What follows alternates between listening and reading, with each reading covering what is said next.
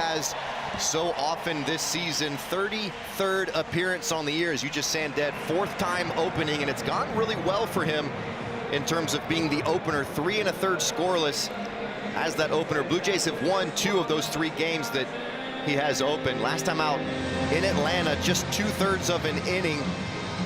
1 hit, 1 run. That was a home run off the bat of Dubon.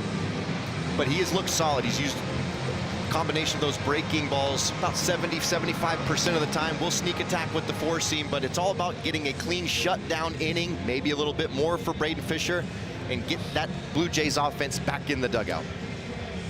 Let's take a look at the defense behind Fisher with the roof open. A couple shadows here and there, but Sanchez in left field and center field. It's Miles Straw making his 8th start of the season. Lucas is in right. 59 of 60 starts this year for Okamoto have come at third base. He's just a mainstay over there. Jimenez, Clement, and Guerrero Jr. with Valenzuela making his 35th start behind the plate. That's happened quick. Before you blinked, and Valenzuela's picking up a lot of playing time recently. You saw no Dalton Varsho in the lineup. Remember, Varsho left the game with inflammation in his wrist last night. It is something we found out last night in more detail today, something that Varsho has dealt with periodically throughout his career. And some of this was a little bit precautionary. Varsho knows what it has felt like. Hopefully just a day or 2 and then back in there. But they wanted to calm down a little bit, so Miles Straw is out in center field today. And under bright blue skies, it'll be Taylor Ward, the DH for the Orioles again this afternoon, stepping in against Braden Fisher. And we are underway with a slider down and away for ball 1. Ward at .259 on the season. He went 1 for 5, had a base hit and scored a run last night.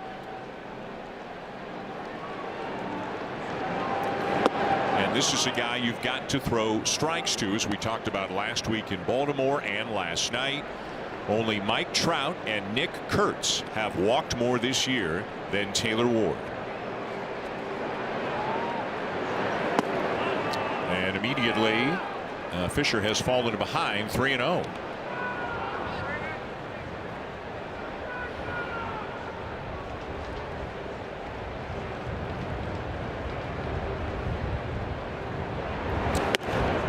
To the fastball, but wasn't close, and the leadoff man is aboard on 4 pitches. And never the way you want to start a baseball game. Leadoff walks score around 45% of the time in the big leagues.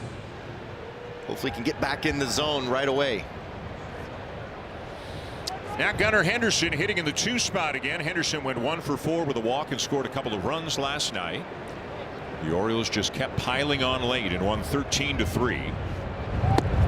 Kind of forget the Blue Jays were leading that game 3-1 after 5 innings after the Valenzuela home run, but then it was all Baltimore after that. First strike in there for Fisher, and now the 0-1 to Henderson. Bounced foul up the right side, out in front 0-2.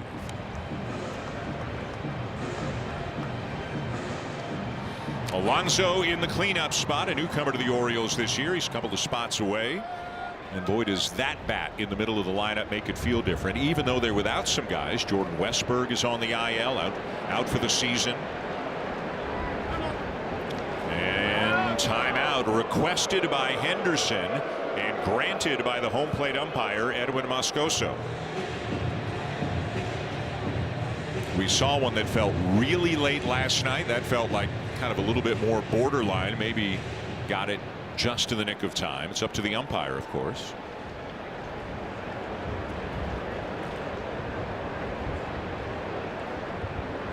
The 0-2, and it's lined to right and down for a base hit. Ward up to second, and here come the Orioles right away here in the top of the first. Just picking up where they left off last night. 0-2 hits used to just frustrate me, especially when they're hanging right up at the top of the zone. Goes back to that curveball and just cannot bury it underneath. One thing the Orioles did last night, they did not miss very many mistakes. If you made a mistake over the heart of the plate, which we saw a couple times from Yasavage, they really hit it with authority. And now you got to deal with Rutschman. 4 for 4, a single, 2 doubles, a home run, and 5 RBIs in last night's game. And that'll miss a little bit inside for ball 1.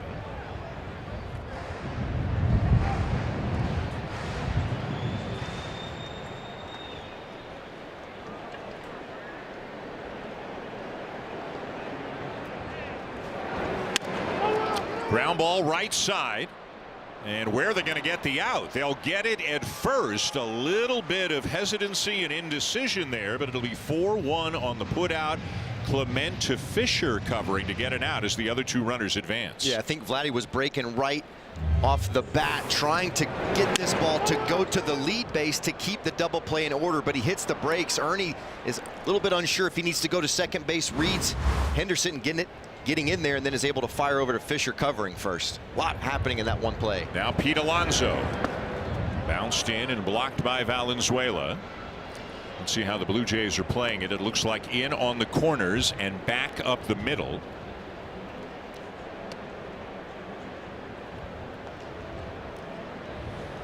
You're pretty much getting a proven 35 homer 100 RBI guy when you bring in someone like Pete Alonso. That's in there for a strike, 1-1, and I think we have our answer as to who's next, and it's going to be Miles. Sometimes John Schneider's gone to a guy like, say, Fluharty, depending on the composition of the opposing team's lineup, but it'll be right to Miles, and he is already up. Throw to second. Oh, and it's close, but back in safely. And for Braden Fisher, let's see if the Blue Jays decide to have a look. It doesn't look like it. John Schneider looking back. And they will not. Braden Fisher this year, Caleb, has picked off two runners out at second, but he's also thrown two balls into second for errors. That was close. Risky play, because if that ball goes into center field, the runner scoring at third. Awkward hack there from Alonso. That is not the A swing from him, and it's 1-2. But I love that pickoff. With a runner at third, sometimes you kind of lose your mind in terms of being hard focused in at second base, and there's a real easy play out there if you can catch him leaning and not really focused. Typically you're really engaged if you're the lead runner, but as a trail guy you can lose your footing at times. That's low, and it's 2-2, and when it went to 1-2, Vladimir Guerrero Jr. looked into the dugout, and it was obviously told, move way further to your right. Guerrero is way off the line right now. The 2-2. Swing and a miss. He got him. 2 down. Well, I love the sequencing. Tried to slow him down with the curveball, couple chase sliders underneath, and then there's that sneak attack fastball we talked about. 94 up at the top. Well executed. Strikeouts are brought to you by Subway. Get 25% off any foot long on game days. Order in the Subway app using code STRIKEOUT. Now can Fisher finish it off against Kobe Mayo? A curveball fouled off, and it's 0-1. Mayo does not hit for much of an average, but big time, and I mean big time power when he squares it up.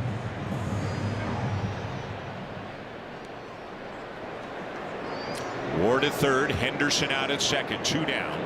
And the 0-1 up and away, a ball and a strike.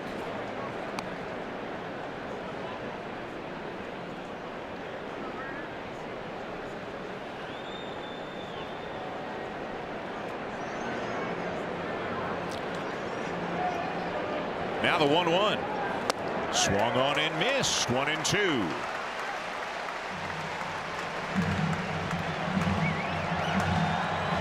There you can see Max exit velo, the hardest he's hit a ball this year. The third highest in the AL, meaning only 2 guys have hit a ball harder than that in the American League this season. And we saw that power second deck home run of a hanging slider from Savage last night. Fisher comes set. And the 1-2 pitch. He got him. Well, he didn't make it easy on himself. A walk and a base hit to get it started, but then a ground out and a couple of strikeouts in the opener. Braden Fisher pitches out of trouble in the top of the first.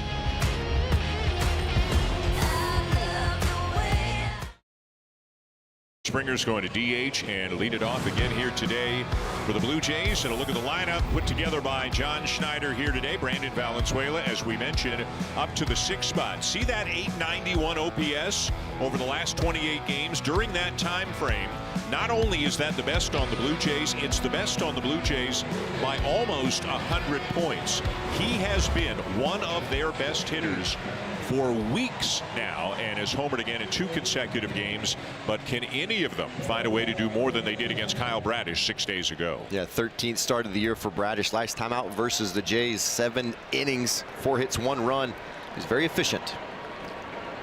Walked 3, struck out 4. Walks can be an issue for him as he starts Springer with a strike at the knees.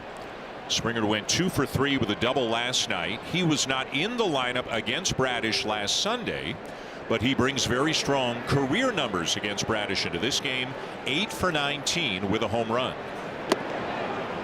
What's the go-to pitch for Bradish? Well, it's that pitch right there that you just saw. It's that breaking ball. Talking to Popkins, the hitting coach for the Blue Jays, they really want to try and get the ball close to them in terms of letting go of that outside half right-handed batters versus Bradish. Try and get that sinker on the inner lane.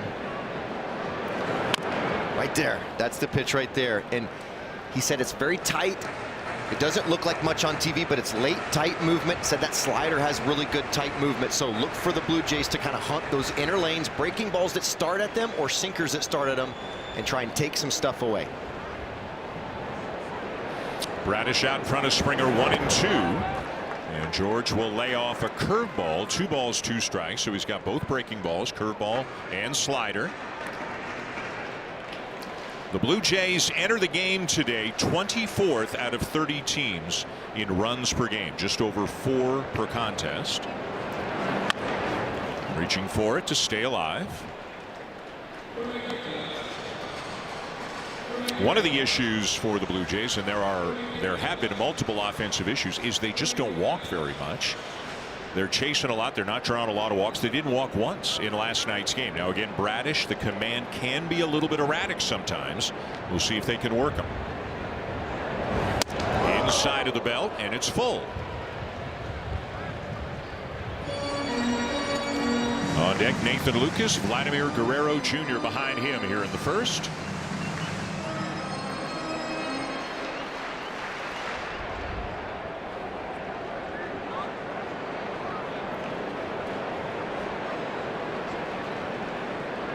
Brandon Young looking on as Bradish misses low.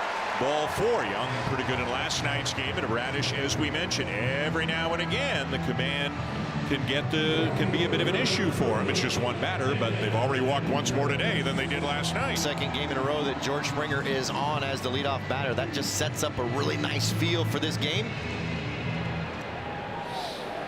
Craig Albernaz, first-year manager of the Orioles, looking on as Nathan Lucas steps in. And his 11-game hitting streak snapped last night with an 0 for 4 as he takes up and away ball 1. Lucas still hitting .315 on the season in 30 games.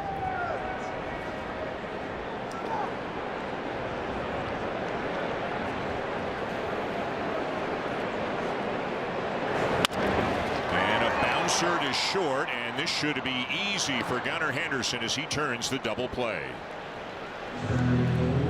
Yeah, Lucas reaches for a pitch on the outer half. We've seen him so often shoot that ball to left field, but he just gets on top of it. I was talking to Vladimir Guerrero Jr. before the game today. He's taking early BP out there, and I said, what's Bradish going to try and do to you? He said, he's going to sink me inside, slide me away. I said, which one are you going to pick? He goes, I'm just going to see it. I said, what are you going to do? He said, I'm going to go dead central right off WestJet. So let's see if that happens. Okay.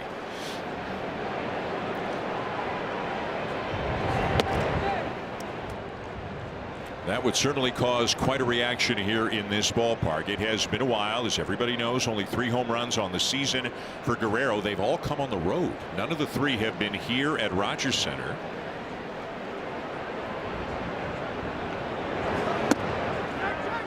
On the appeal, yes, he did. Hunter Wendelstedt, the crew chief, down at first as he went around, and it's 1-1.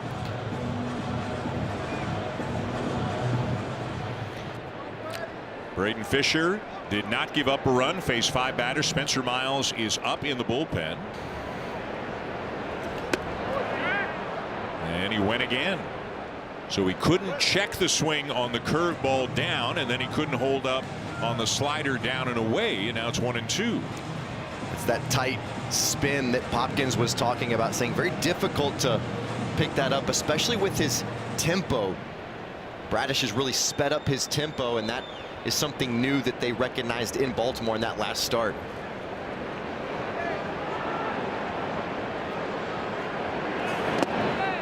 Bounces one in. This time Guerrero doesn't chase. Tempo meaning him getting down the mound as soon as he picks his leg up.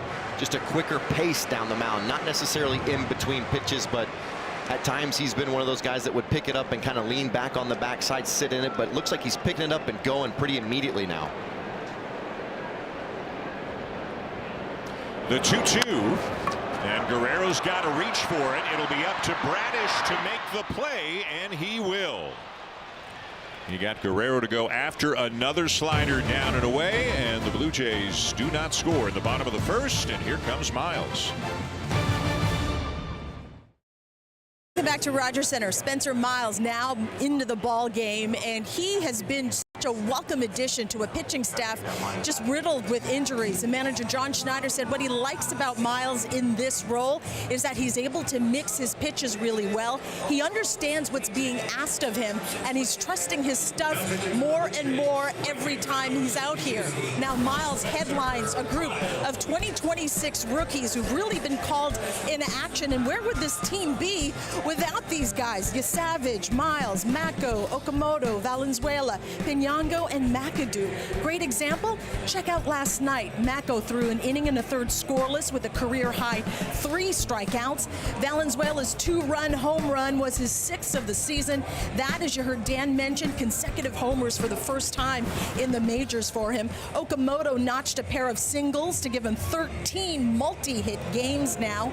And as Schneider told me, they need guys who are here right now to step up, and we've seen time and time again this rookie class helping carry the load. He said these guys have done a nice job covering some meaningful spots for this Blue Jays team. Dan. Hazel, thank you. The rookies are given all they've got. It's as Hazel mentioned, that John Schneider said it's up to the established guys, the vets, to do what they have done in the past. Now Miles is coming off his roughest outing of the season. He started against Baltimore last Sunday and gave up 6 runs in 3 innings after having been so good his previous 4 times out.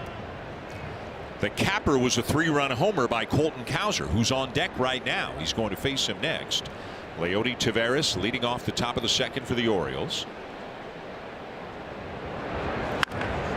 This is lined hard but foul. And you do get the feeling, and we'll get into this in more detail later, but with Dylan Cease, Max Scherzer, Shane Bieber all close, that Miles probably is going to be moved back into more of a multi-inning bullpen role, maybe manage the innings a little bit more, because again, he has pitched so infrequently in recent years because of injuries. 1-2, and he got him. A little sinker on the inside corner to freeze him. Asked Miles what he learned after kind of getting roughed up for the first time in Baltimore, and he said, trust that fastball. Well, here's him trusting that fastball. Valenzuela on the outer half. It's a bit of a pulled sinker, but it works perfectly. Freezes Taveras right on that inner half. So now Cowser again, who hit a home run off Miles Sunday at Camden Yards. A little up and away for ball 1. Cowser with 4 home runs on the season, and 3 of them have come in the last 2 weeks, including a couple of walk-offs in the days before the Blue Jays got to Camden Yards. There's that sinker over the inside corner again, 1-1. Whatever the role is for Miles going forward, I mean, they've struck gold with a Rule 5 pick here. This kind of thing doesn't happen very often. And even if it's a 2 to 3 inning role in the bullpen to kind of manage the innings, you don't want them to go from 0 to 150 or anything like that. 2027 and beyond, who knows what the possibilities are for Spencer Miles in terms of maybe being a full-time starter. Right now, just doing whatever job is asked of him.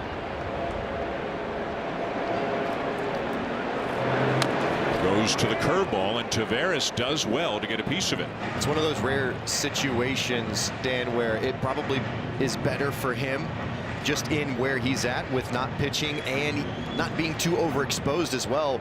going back to the bullpen, and it helps the club. And so sometimes you want to be out there, but it's about his long-term longevity as a player as well. I beg your pardon. I said Tavares. This is Cowser again as he takes low. 2 balls, 2 strikes.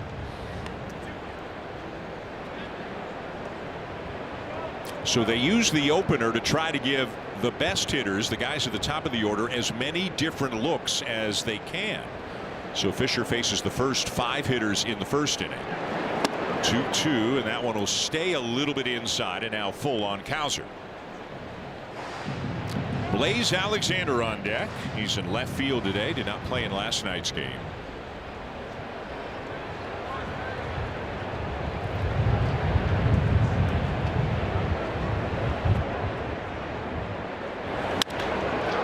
High fly ball, deep right center field, and Cowser has done it again. He homers off Miles for the 2nd time in a week, and the Orioles have a 1-0 lead. Coming into this ball game, his last 15 games, 13 for 36, 3 homers, add another one to that total, 11 RBIs. He's really starting to heat up for the Orioles. It's another sinker. Check out the location. Valenzuela wanting that to start on the middle lane and work down and away against him, but it starts on the inner lane and works right across the zone. That's a sweet spot for a lot of lefties. Middle across, you got to stay above or underneath those zones. So 1-0 Orioles here in the second. Boy, are they playing well right now. Again, have won 5 out of 6, 10 of their last 14. Now a game ahead of the Blue Jays in the standings in the American League East as Miles falls behind Blaze Alexander 2-0. Alexander is a natural infielder, but has become a super utility guy this year for the Orioles, and he's in left field today. They got him in a deal from Arizona in February. 2-1.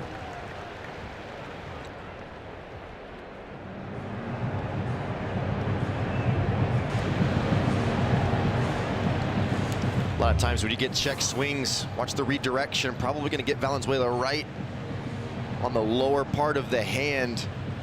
Can't do anything about that. Saw that with Alejandro Kirk. Just weird foul balls can hit you on weird parts of the glove. Knocked down by Miles, and he will make the play.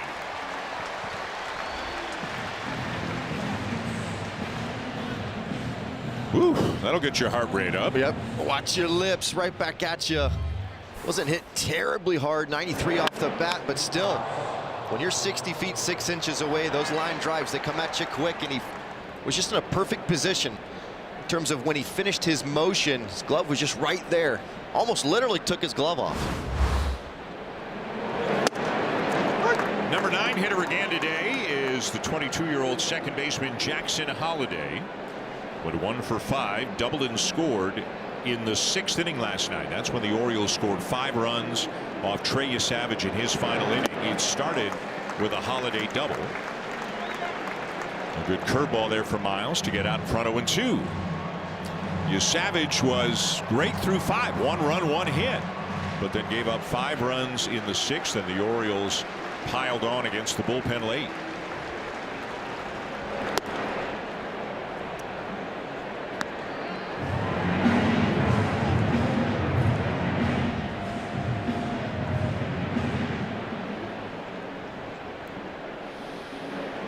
Information always being passed from one to the other. That's Cowser giving Gunnar Henderson some info, but he'll have to wait till next inning to use it as Holliday strikes out. 1-0 Orioles going bottom 2. Okay, let's go. Kind of stood out was Jesus Sanchez getting thrown out trying to stretch a single into a double with 2 outs in the bottom of the 6th. And John Schneider, as we get a look at it here, was asked about it before the game today. They're down by 3 runs at the time. You can see Sanchez is watching the play the entire way. It's right out in front of him. But Schneider, when asked about it, the first question was, were there talks with Sanchez? And Schneider said yes, last night and again today. And then Schneider started giving basically a list of reasons.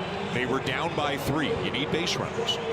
The guy on deck, Kazuma Okamoto, was already 2 for 2 off the pitcher last night, Brandon Young. Young was in the mid-90s in pitches in the 6th inning, getting near the end. Why not make him see a little bit, see another hitter? The play's right in front of you. The ball was hit hard and Karam directly off the wall back to Cowser. Like, it kind of checked every box why not to go, yet Sanchez went. And the follow-up question to John Schneider was, do you ever yell at players? And he didn't specifically talk about Sanchez in his answer, but he said yes. Like, sometimes you kind of have to get your message across. And again, we don't know if he did with Sanchez as he lines one into right for a base hit. But you heard Kevin Pillar last night on his Blue Jay Central hit, I think in the 7th inning, call it inexcusable.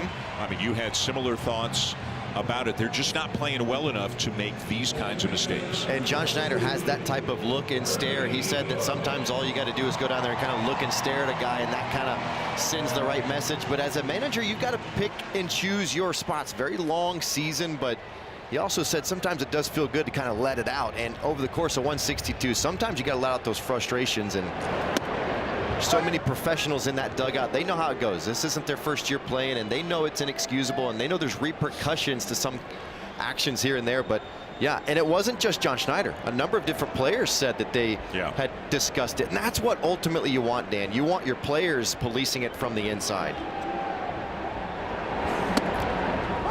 And quickly 0-2 on Ernie Clement, who looked like he wanted to challenge the first pitch, but this early in the game decided against it. Ernie, who came into last night red hot as well, took an 0 for 4, still hitting over 300 on the season.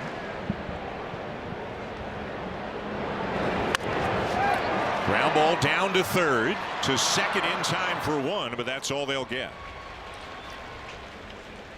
So Clement reaches on a fielder's choice, and that'll bring up Brandon Valenzuela. Again, over the last month plus, in terms of OPS, he has clearly been the Blue Jays' best hitter. And Shai Davidi talked about it before the game. The quality of contact manager John Schneider was talking about. It has just really been so noticeable. When he first got to the big leagues, he was swinging aggressively at just about everything. That zone and swing decisions has really started to tighten up. And what happens when you do that, Dan, you start buying yourself a little bit more of a count leverage type of at-bat. You start getting into better positions. Right here, perfect example. Lays off a borderline breaking ball. Now he's in a 1-0 count. He could be aggressive, play with some loft out front, see what happens.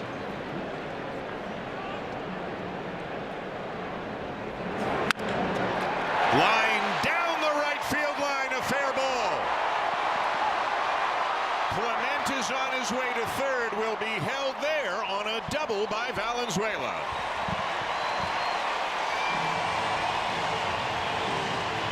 You know what? Confidence is a feeling that you have that you cannot measure, and it's just obvious that Valenzuela is playing with a ton of confidence. This is a curveball from Bradish, which has been a very good pitch for him, but we just talked about him being in such a better position in terms of mentality. He sits on it. I guarantee he was sitting soft right there and doesn't miss it. Gets right out of the box and continue his streak of finding the barrel.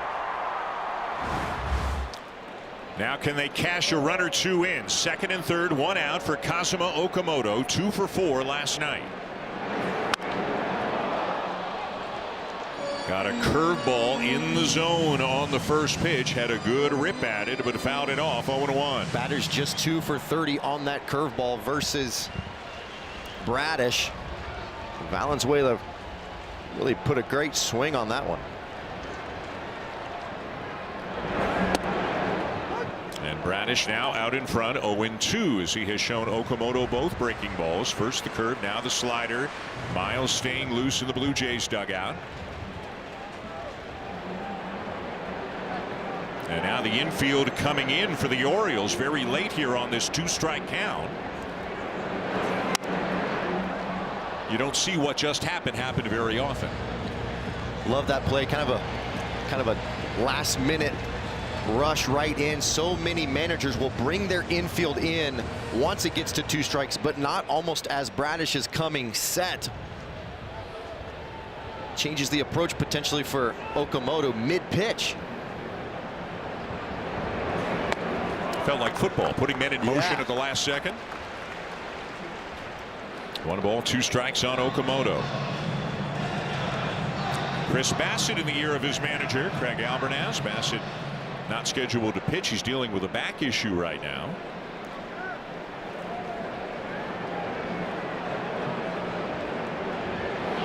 One and two the count. And a line drive to left field for a base hit.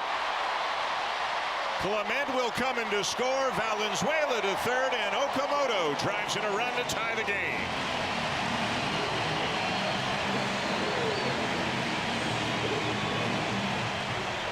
Being a tough out matters throughout the course of an at-bat, and that foul off on that slider and that third pitch bought him a mistake down the middle. And can you move mistakes forward? When you're really going well, all the mistakes are moving forward, and it's been going well for Okamoto. 9 for 26 in his last 7. He continues that streak. His 36th RBI on the season. That leads the team. First and third, one out now. They're still in, and here's Andres Jimenez. Jimenez went 1 for 3 last night, had a base hit in the second, then was thrown out trying to steal. Struck out, grounded out after that. There is a big hole on the left side of the infield. The shortstop Henderson playing right up the middle, and Mayo at third trying to keep Valenzuela close to the bag.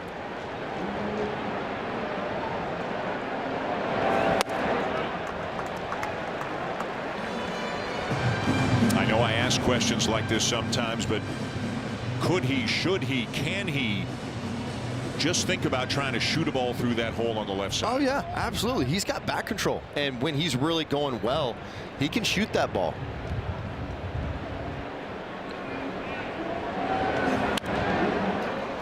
And the preferred pitch, Dan, is a fastball that's middle, maybe even moving close to you, that you kind of block over that way. You intentionally let it get deep. Going to be more difficult in a 2-strike count now. It's the breaking balls that you really want to pull. But the fastballs, if it gets close to you, you can kind of block it over there. Almost got by a third baseman in the World Series. But he strikes out here as Rutschman hangs on to it. 2 down. Pitch up and away about 3-4 inches above the belt. I think that's kind of been the MO for teams lately, is finish him hard and away from him. You can see the barrel just underneath. He foul tips it just enough, but Rutschman's able to hold on. So 2 down, and with Varsho out of the starting lineup tonight, Miles Straw gets a start in center field. Doesn't start often against righties. 2 reasons Straw is in there. 1 is the defense, and 2 is, well, maybe 3 reasons. Straw has hit righties better than lefties this year, and Bradish has reverse splits as well. He has been hit harder by righties than lefties this year. So for a lot of different reasons, Miles Straw getting a chance to start this afternoon.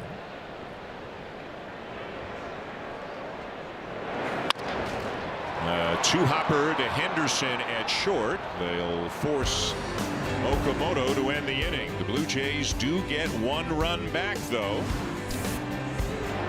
Valenzuela with a double to set it all up. Okamoto drives in a run with a base hit, and it's 1-1 at the end of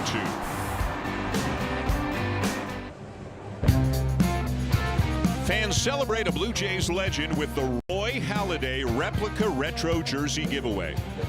On Monday, the first 15,000 fans will receive a retro Halladay jersey.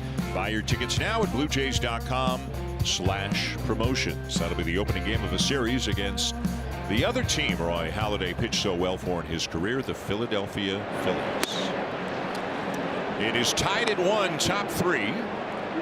Dan Schulman, Caleb Joseph, Hazel May, and top of the order Taylor Ward facing Miles for the first time. He walked against Braden Fisher to begin the ball game.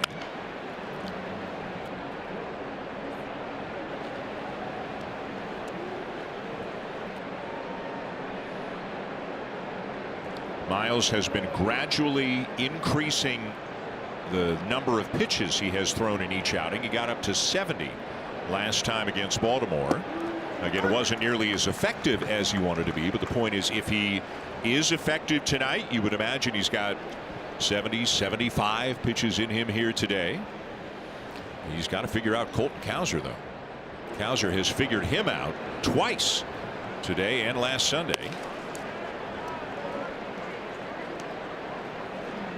Seen something a little bit different from Miles. Really only featured the sinker curveball. Haven't really seen the 4-seam or the slider in this outing so far. Check swing and a ball that rides in high, and it's 3-2. Gunnar Henderson waiting on deck.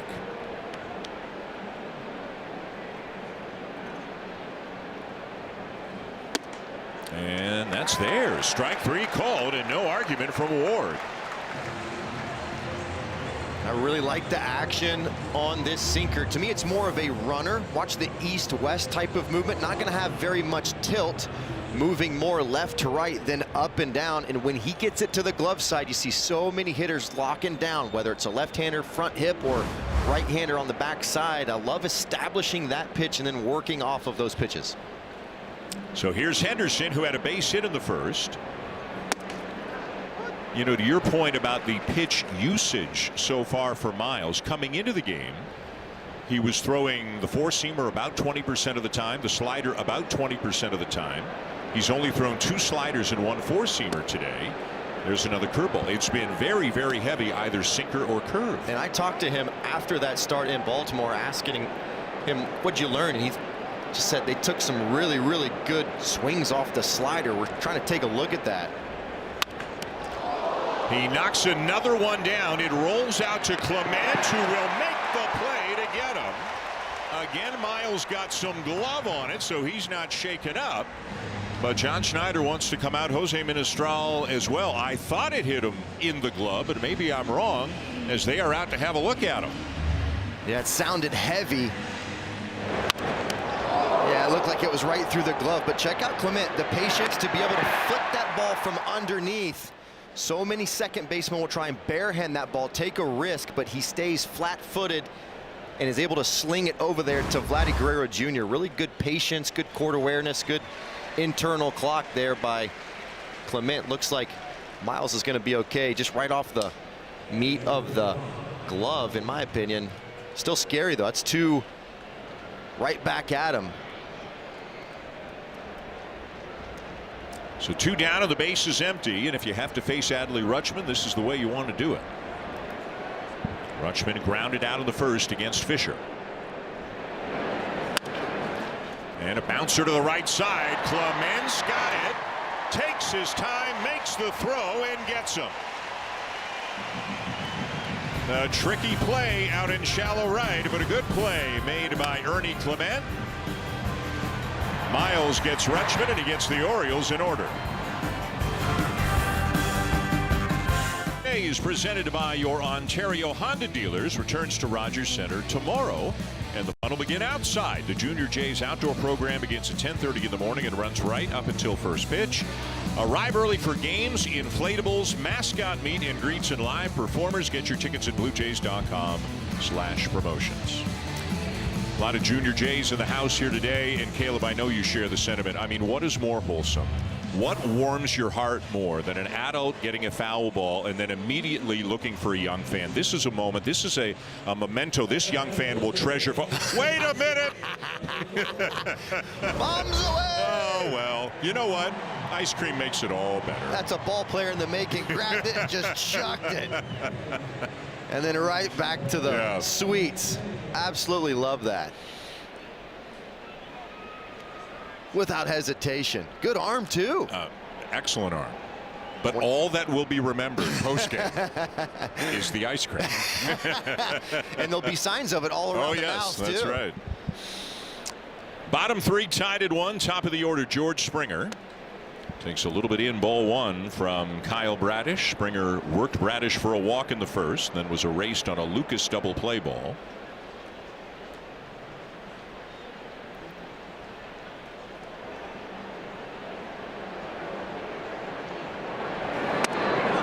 Same spot, 2-0, and you could see from Bradish a little bit frustrated with himself. He's got to have that pitch located on the inner part to start opening up the outer part, and when you can't establish that, you get boxed into having to go away, and especially against a veteran hitter, you know he's going to sit out there. 3-0.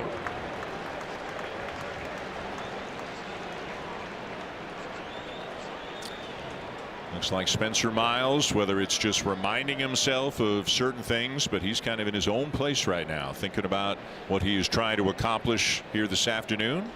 2 innings, 1 run allowed so far. Springer was taking all the way and looks at strike 1.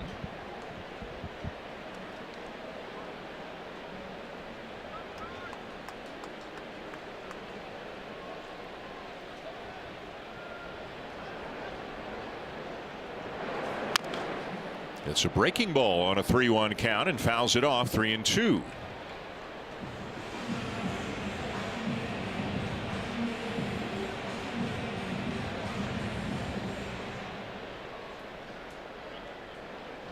Yohendrick Pinyango trying to fight the sun a little bit here today on this warm Saturday. Not in the starting lineup this afternoon. A chopper towards the left side of the infield. Kobe Mayo will charge to make the play. Catch every pitch with Canada's most reliable 5G Plus network and best 5G Plus network. Rogers, we got you. All tied at 1 here in the bottom of the 3rd. Second at bat of the afternoon for Nathan Lucas. Mayo creeps in a little bit at 3rd. Now even with the bag. The rest of the infielders backed up.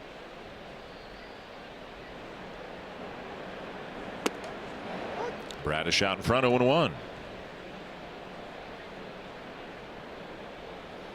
Lucas has been a mainstay in the lineup with a right-hander on the mound since he's come back because he's been hitting so well. Pinyango has kind of been the odd man out when there has been need to have an odd man out. Kind of depends if Springer's been in there as the DH or not. And right now he's earned every bit of playing time he's getting. Guarantee a manager John Schneider's always trying to find ways to keep Pinyango hot too as well. You don't want that timing to be lost sitting on the bench too many days in a row. Ooh, Lucas regretted that one right away. You could see it. Went after a ball well out of the zone. It's 1-2. Very uncharacteristic pass from Lucas, especially in a 1-1 count. Potentially saw it up, maybe sitting breaking ball and wanted to release, and then got halfway there and couldn't hold back. And then take strike 3. So that'll be a frustrating AB for Lucas when he sits down and looks at it again on the iPad. 2 down. Rutschman set up on the inner half, right down Broadway.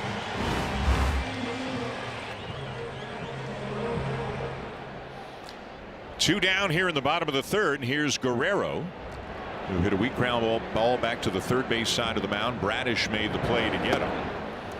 And he kept trying to do that. Kept trying to get Guerrero to chase curveballs and sliders down or down and away. And he got him to chase twice and then got him to reach for one to get the weak contact.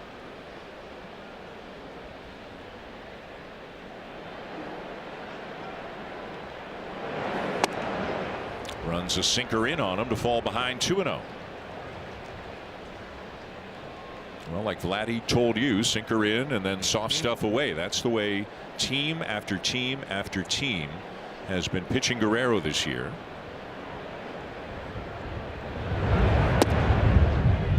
Just low. 3-0. Good take. So often we've seen Guerrero Jr. try and make a pass at that. It's on the middle of the plate, but it's down.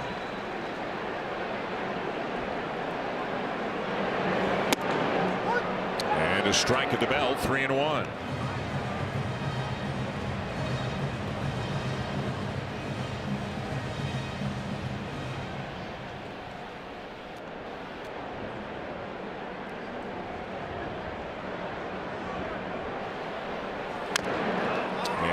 The sinker in on him, fouled it off, and Guerrero's feeling it right now. Yeah, it's that right there. It's that 3-1.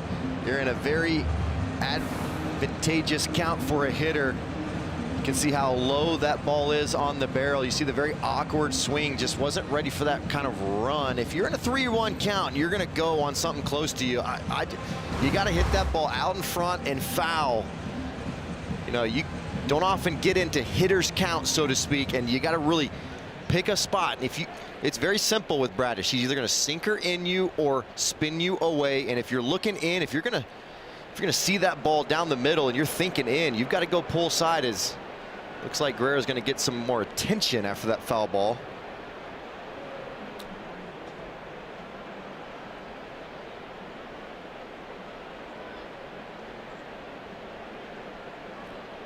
Was it the back foot or the back inside of the right leg, maybe? But whatever it is, he has convinced John Schneiderman, Jose Menestral, he's okay.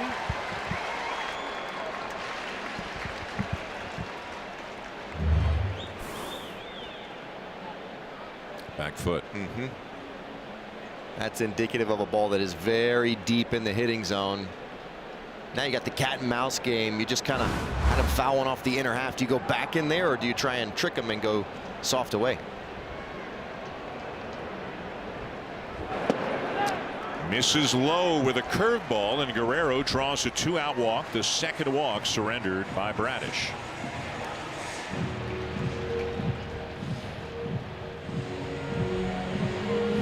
So that'll bring up Jesus Sanchez, who led off the bottom of the second with a base hit to right. He was eventually forced on a ground ball by Clement, and it was Clement who came around to score the base hit by Okamoto.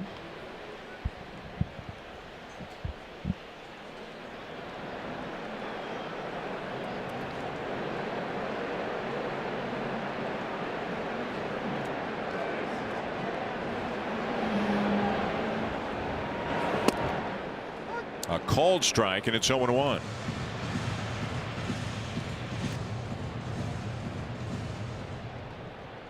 Cleanup spot has kind of been a revolving door this year for the Blue Jays. 7 different players have hit cleanup this year. There's a ground ball up the middle, and it's off the glove of Holiday. And Guerrero's going to come around to third on the play. So maybe kind of a 50-50 play right there that Holiday couldn't make. It should go as a base hit, and the inning continues. Well, Sanchez just continues to find holes throughout the entire part of the field. We've seen him shoot balls down the left field line, hook balls down the right field line, and this one's just right back up the middle. A little low on the barrel. Hit it just hard enough out of the reach of Holiday. Holiday trying to go right across. Maybe if he takes a little bit deeper of an angle, he's able to get it, but with 2 outs, Blue Jays are cooking a little bit. Ernie Clement, the batter, reached on a fielder's choice, so 0 for 1.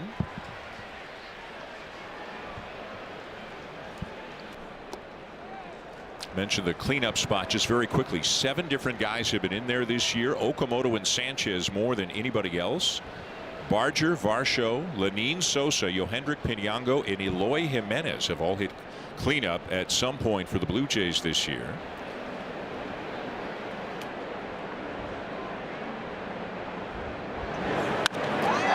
Drives it left field and deep. It is gone.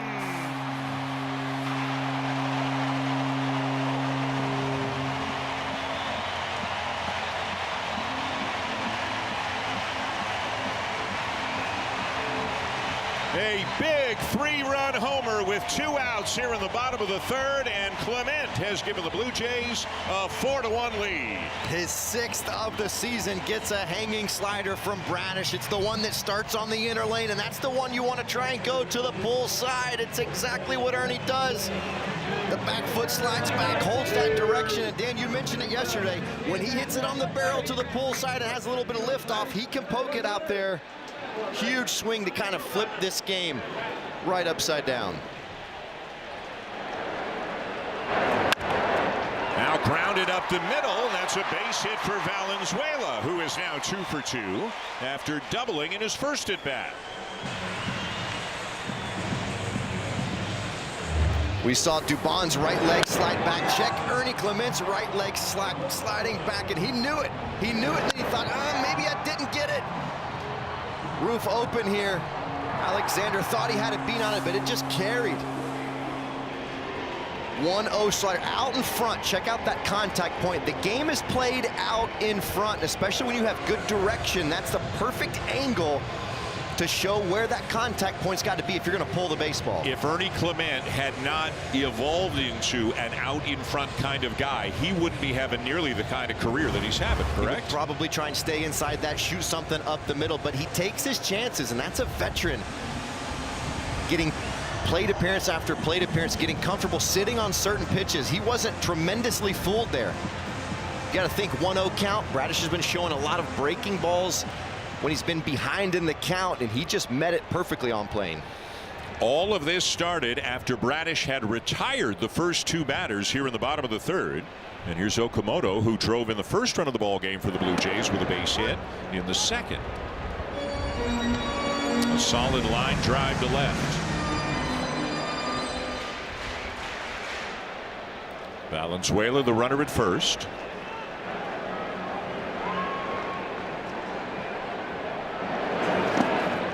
Check the swing and a curveball down. Rutschman out to get it. It's a ball and a strike.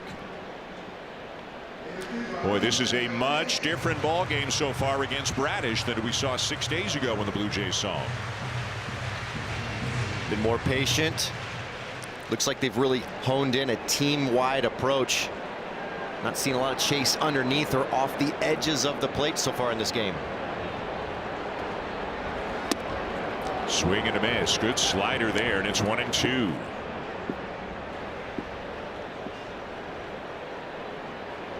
Four runs on 6 hits now for the Blue Jays through 2 2/3.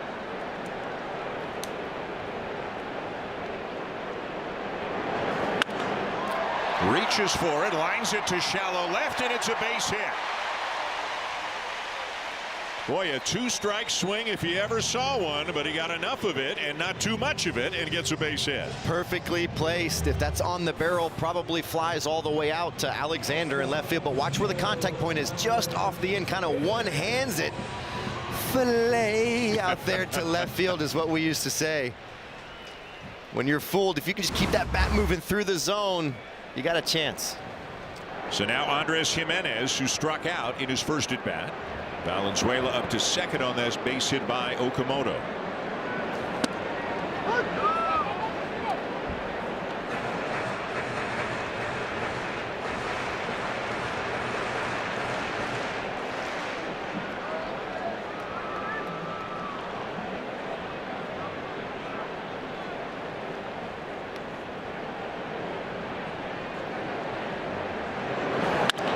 Line drive right center, base hit. Valenzuela rounding third, on his way to the plate, and will score as they've now got Okamoto hung up. But the run does come in to score before the tag is applied on Okamoto. So give Jimenez an RBI, and it is now 5-1 Blue Jays at the end of 3, with the big blow being the 3-run homer off the bat of Ernie Clement. From second to third. Remember, Valenzuela's trying to score on the plate. Timing is important. Take us through what Okamoto did here. Yeah, and Kowser's got a good arm. Okamoto, he saw it and then started to run. Probably want to shut it down there, but he makes a genius play in stopping, and that allows Valenzuela to come through. If he continues to run to third base, I can almost guarantee you he runs into that out before Valenzuela crosses home plate. In that case, the run would not have scored. Probably a play that he wished he could have had back, just stopped at second base, but once he realized he made an error, he didn't compound the error, and we see that so often. You make an error and then make another error behind it to really cost your team. But a very heads-up play right there by Okamoto to stop and realize the pace and be able to see the play happening in front of him and not run into that out. And that's why if you're the runner at second, even if you are going to score easily and there's no throw coming to the plate, you got to get on your horse and get there, because you don't know what's happening behind you. And if Okamoto had gotten tagged out before Valenzuela had gotten to the plate, the run would not have counted, but it does, and it's 5-1 going to the top of the fourth. Pete Alonso facing Spencer Miles, who gets a call on the outside corner, and it's 0-1. Alonso struck out against Braden Fisher in the first.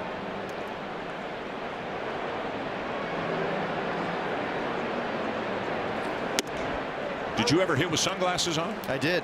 Did it help you? Hard to tell. What helped you? A boat paddle. If I could take a boat paddle up there, I think I would have been better, but I didn't prefer it, but there were certain times when something about certain views and glares off of certain fields, you just needed them. I hated it, Dan, to be honest with you, because I was a heavy secretor, and so I would get these drops of sweat coming down in the sunglasses, and it almost creates a mirror type effect. Right, right when you're standing there, just a drop of sweat will fall on the sunglasses, and I couldn't see the ball.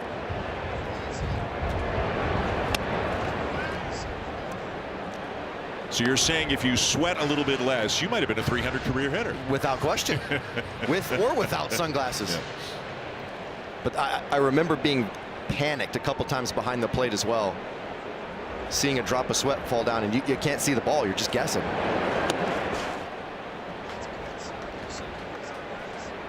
That curveball winds up way down and away, and it's 2-2.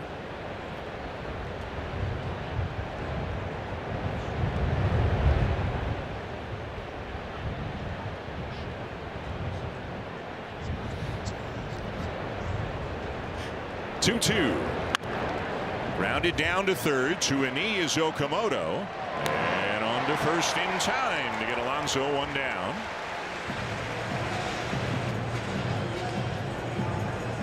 And even on the field, it's funny, like today, Okamoto has his sunglasses on.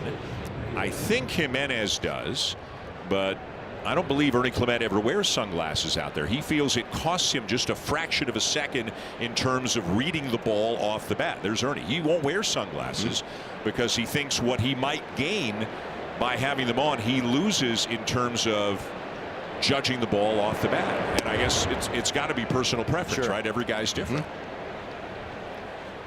Remember the old school guys had those flips? Yeah. I always wanted a pair of those when I was a kid. They were cool. Oh, man.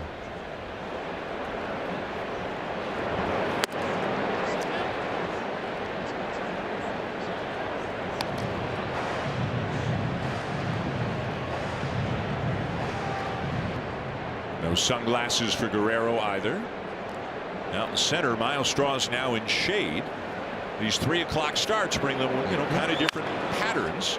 Here's another ground ball, just foul up the line. 2-1.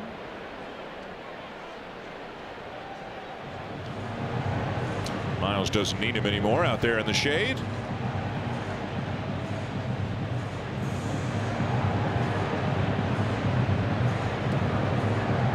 They're already talking about what's next. It's a bullpen game, right? Even though they want as many innings out of Miles as they can get, they're going to need a lot of guys over the course of the afternoon.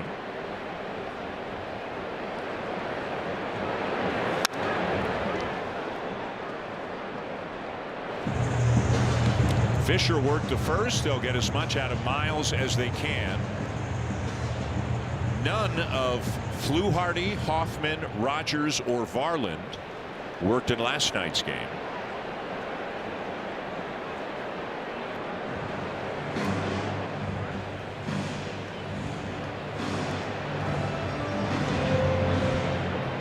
There's a long way to go. Just one out here in the top of the fourth. 5-1 Blue Jays. Fouled off, and again Valenzuela is shaken up. That's a tough line of work that he chose, you chose back there. That's by far the most painful position in baseball. Yeah, I literally felt that one. Heavy sinker running on the inner half. When they hit the top of that baseball, it can just seemingly always find an unprotected area. Another one right on the inner thigh. I think he had one in that very general area yesterday as well.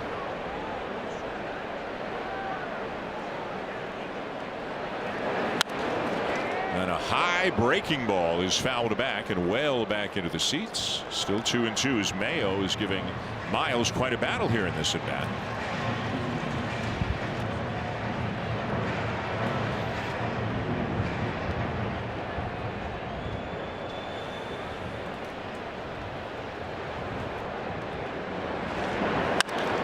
And now popped up. Shallow right center field. Who's going to take charge here? It will be Lucas to make the play. 2 down. It's a big inning for Miles. Pitching coaches always talk about shutdown innings, and especially just how this kind of first third of his outing has gone. Give up that home run to Cowser and just really settling in on this outing, but being able to put a 0 up after your team scores big, 4 spot, really will thrill a pitching coach. And a curveball for a strike to Leody Taveras. Oh, we have an update from our young fan. Wow. Who has downed the ice cream and is now moving on to even sweeter things. You say candy floss or cotton candy? Cotton candy. You say cotton candy. I think we say candy floss up here. Candy floss it is. All I know is my dad was a dentist and we weren't allowed to have it. 3 up, 3 down for Miles.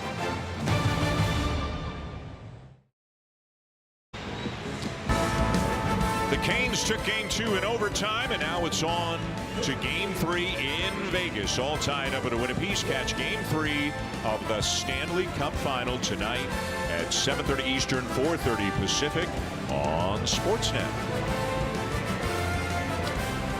Bottom of the 4th inning here on a sunny Saturday, and it is 5-1 Blue Jays with Miles Straw ready to lead it off against Kyle Bradish. The Blue Jays got 4 in the 3rd, 3 on an Ernie Clement home run. Straw 0 for 1, reached on a fielder's choice, which actually ended the bottom of the 2nd.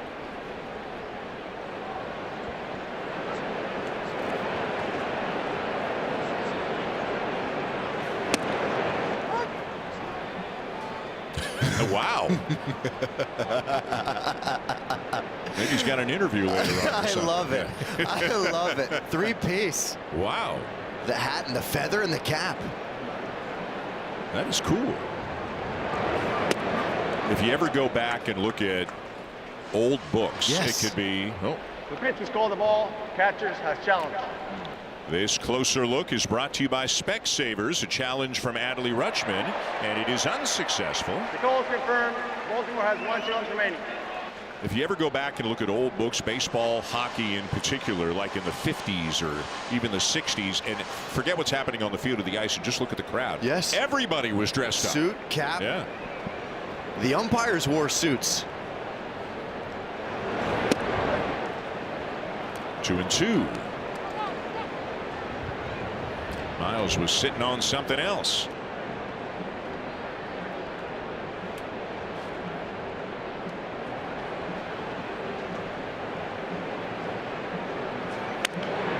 And then stays alive by fouling off a curveball down.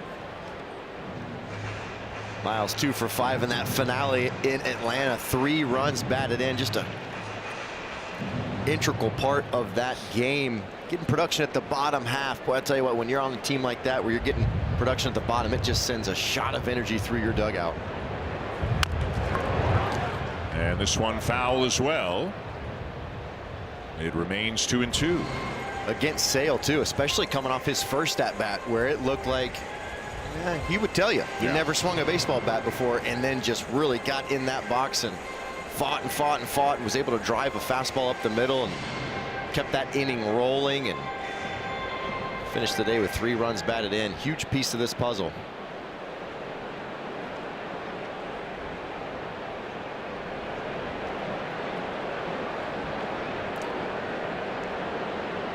The 2-2 again. And another foul off by Miles Straw on the 7th pitch of the at-bat.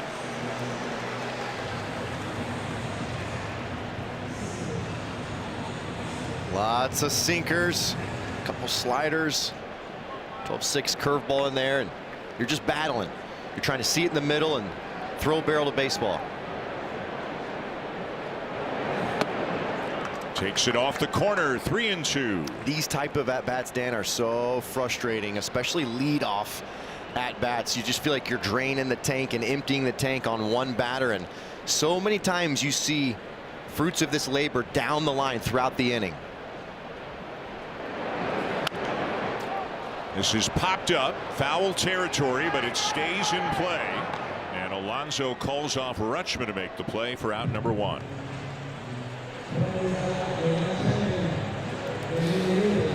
Well, Miles made him work, saw 8 pitches, but ultimately Bradish wins the battle. it's back to the top of the order now for George Springer, who has walked and grounded out.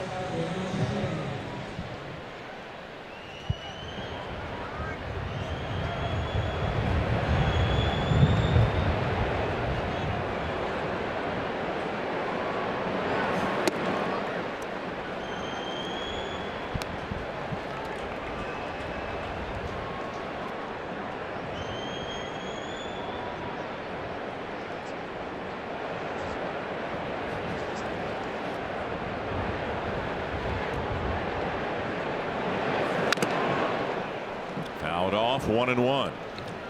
What are you seeing in George's at bats? Well, I'm seeing him pitch very toughly, and sinkers in on the inner half, inner half, inner half. I mean, that last at bat he had versus Bradish really exemplifies pitching in 2026. Saw fastball, fastball, fastball to get to 3-0.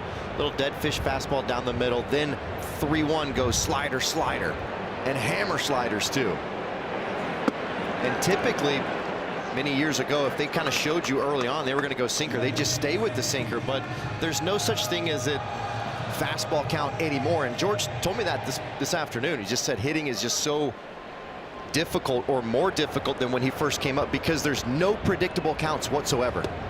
And everybody has tremendous break and stuff. And he's one of the few players that kind of has played in both kind of eras, so to speak. The starting pitchers that used to be 88, 90, 91, the high-end relievers were 95, 96. Those guys really don't exist anymore. Everyone is such high velocity, high stuff now.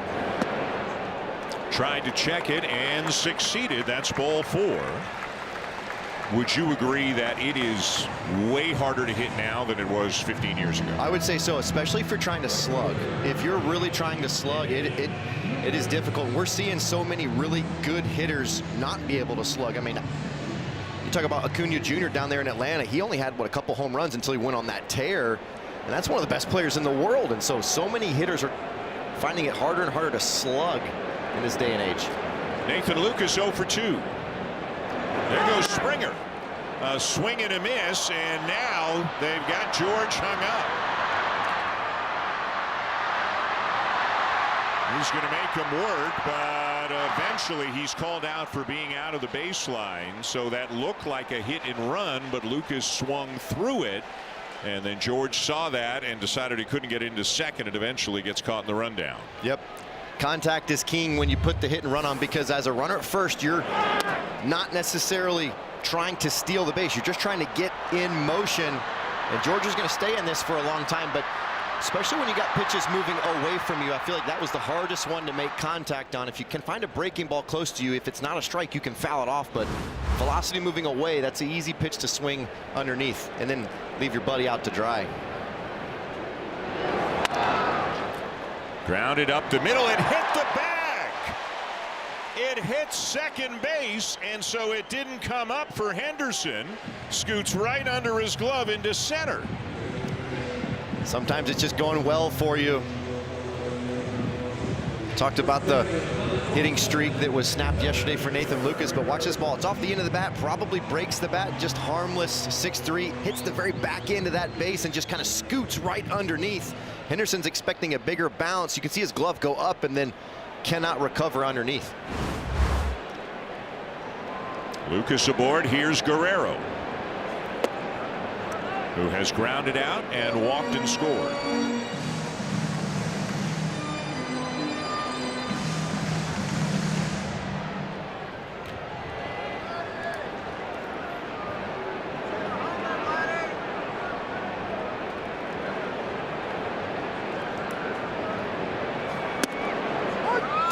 On the corner, 1-1. Don't know if he thought about challenging that or not, but he will not, and it is a ball and a strike on Guerrero. Did look like it might have been outside.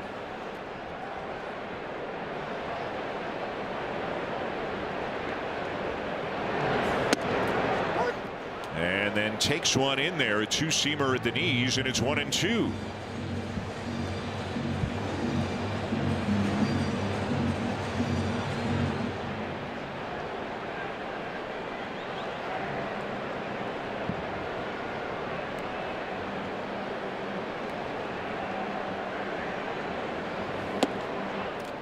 Even now at 2-2. Bradish about to throw pitch number 80 here with 2 outs in the 4th inning.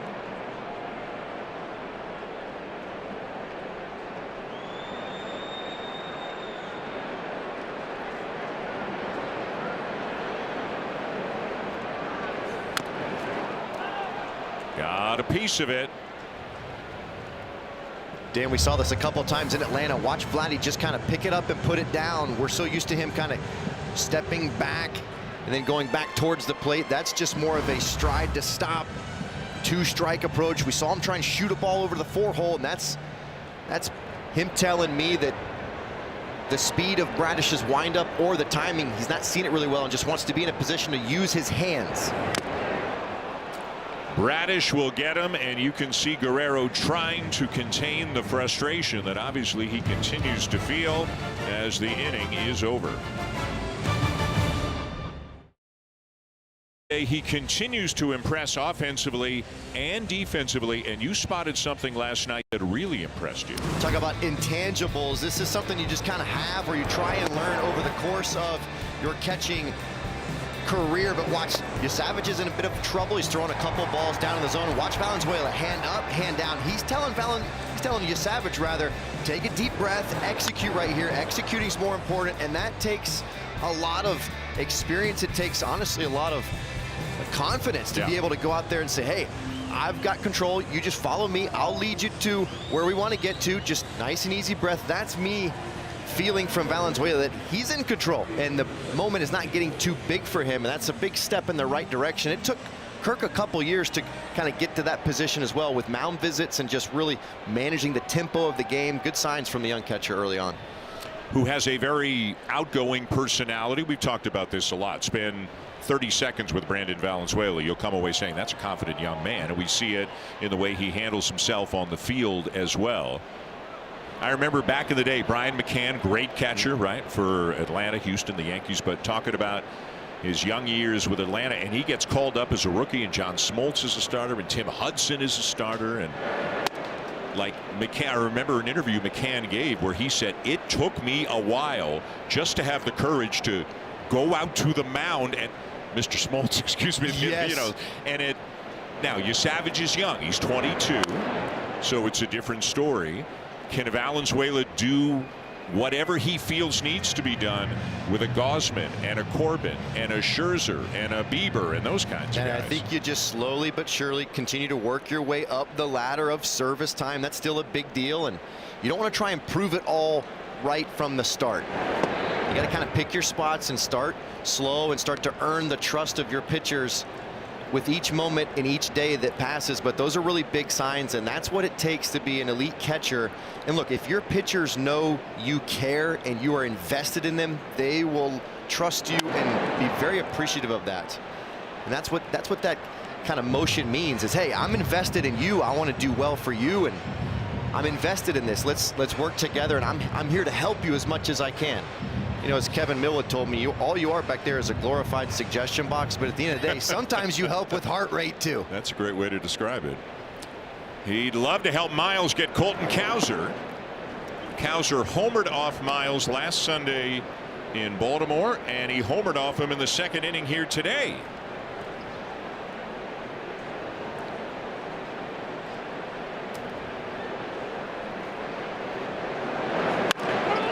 Grounded down to first. Guerrero is going to make the play unassisted, and we'll send it down to Hazel. Dan, I spoke to Trey Savage. He told me Valenzuela understands he's in control of our battery. He's the leader out there. He can sense when things are not in sync. He said he is the veteran presence for me. He knows me very well. When he tells me to slow down and take a breath, that's a good thing for both of us. Guys? Thank you, Hazel. You always want to know as a pitcher the catcher's in your corner, and Valenzuela, like Heineman, certainly displays that, and like Kirk, although as you said it took Kirk a little while, a quieter personality, but Alejandro Kirk has really obviously grown into that leadership role behind the plate, in addition to all of the other things that Kirk brings.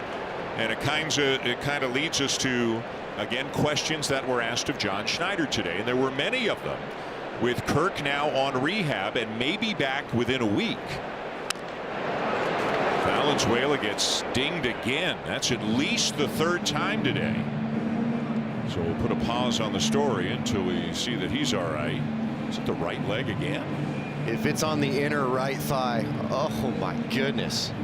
3 in 2 games in that same area. Oh, that stings. Anywhere in the thigh area, just really difficult. Looks like he's going to be okay, though. 1-1 on Blaze Alexander. Waves at it 1-2. So John Schneider was asked basically, so what are you guys going to do when Alejandro Kirk comes back? They can. Valenzuela obviously is a rookie. He's got options. They can send him down, but he's playing great right now. If they decide to keep Valenzuela, they could lose Tyler Heineman. He's got enough service time. He would need to be DFA'd and could easily be claimed by another team. Schneider was asked, is there a world where you carry 3 catchers? And Schneider didn't say no, but he kind of said that would be tough to do. Maybe they could do it initially just as Kirk's playing time ramps up, but it doesn't sound like something that will happen. Another foul off, and it's 2-2. I thought maybe Schneider's last answer to the last question was interesting. Somebody asked him, you know, but what if Valenzuela's only playing like twice a week as the backup? Is that good enough for his development? And Schneider said, I think twice a week is okay because of all the reps he's had already. That to me opens the door, because I know 99.9% of fans, and I totally get it, are saying, what are you, nuts? They have to keep Valenzuela. Look at how well he's playing. There would be kind of concerns down the line about organizational depth. If they lose Heineman and then Kirk gets hurt again, what do they have down in the minors to come up and be a backup? But boy, the way Valenzuela is playing right now, it seems so unlikely that they would option him down to the minors. But we'll see. You have to take into account the organizational depth as well. Back to Hazel. Dan, I talked to John Schneider, who said Alejandro Kirk came out of last night's game both hitting and catching very well. He will play one more game in Florida, and then hopefully they're going to get him up to Buffalo, guys. All right, thank you, Hazel. So if he gets up to Buffalo, I think the plan was to get him there Tuesday. Minor league teams don't play Monday. And if he's in Buffalo, Caleb, say, you know, Tuesday, Wednesday, give him an off day Thursday, maybe he's back with the Blue Jays next Friday when the Yankees come to town. And wouldn't that be great timing to get one of their most important players back? If he's passing the defensive part, it's about how he feels on offense and how many at-bats he feels like he needs. And guarantee you that man right there is itching and ready to get that stable bat back in the lineup. Runner goes, and it's fouled off by Holiday. So I kind of gave, you know, John Schneider's comments on the catching situation. Do you have any thoughts to add on what they do? Yeah, to me, it seems very black and white, and I just continue to see a lot of gray in that. I just believe that Heineman will get picked up if they have to DFA him. Yes, there is the chance that some team says, well, do we really want to switch catchers in the middle of the season? But I mean, I'm looking at the Yankees right now. I know they just made a roster move with Sanchez, but I mean, if I'm the Yankees, I might even take a look at Tyler Heineman. And so then you start to worry about the depth. And that two-seamer over the inside corner that we have seen Miles use a few times today as he freezes Jackson Holiday. Because as we've seen over and over and over, you're one foul tip away from an injury. Perfect pitch located, just freezes Holiday. And I think that's kind of how front offices tend to lean and look. But man, it's hard to argue with what Valenzuela's shown out there. And do you just take a chance knowing you have to win now and see what happens? Like, sometimes you got to take a chance. Right. And not saying it's the case here, but sometimes the front office of any team in any situation may want one thing, and the manager and the coaches may want another, because they're looking at it from a slightly different point of view. Versus today, what's happening right now in this game versus, well, what if? You're always planning for the what if. Keegan Aiken now up in the bullpen for the Orioles. But again, it's impossible to deny how well Brandon Valenzuela is playing right now.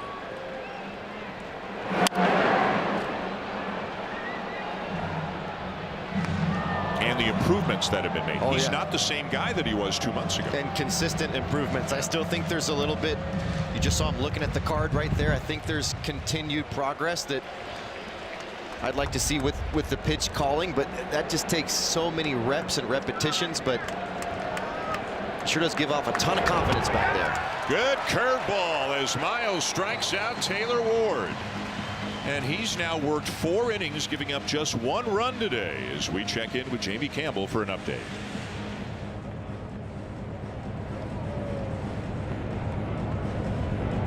Better Together is brought to you by Heinz, because a hot dog just isn't a hot dog without Heinz. That is a serious hot dog right there. Wow. That's no joke. It is 5-1 Blue Jays, bottom of the 5th, and Kyle Bradish is done for the day. Caleb, here's veteran left-hander Keegan Aiken. 7th season in an Orioles uniform, has made 30 starts for them, but kind of been on the back end of the bullpen. You see, not going to strike out a ton of guys. Right-handers hitting him better than left-handers. It's a simple type of repertoire for Aiken. 4-seam changeup slider. Jesus Sanchez is going to lead it off. Sanchez is 2 for 2 today. A couple of singles and a run scored.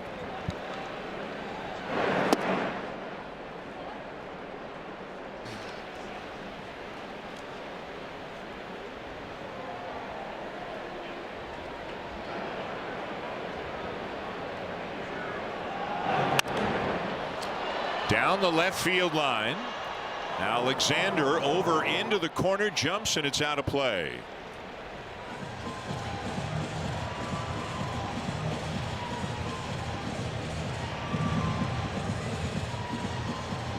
Couple of strikes on Sanchez, who, as you can see, has not done much against lefties. They have been a problem for him, as they have been over the course of his career. Remember, Varsho is out. So you've really got Pinango, McAdoo, and Heineman on the bench right now. Sanchez will stay.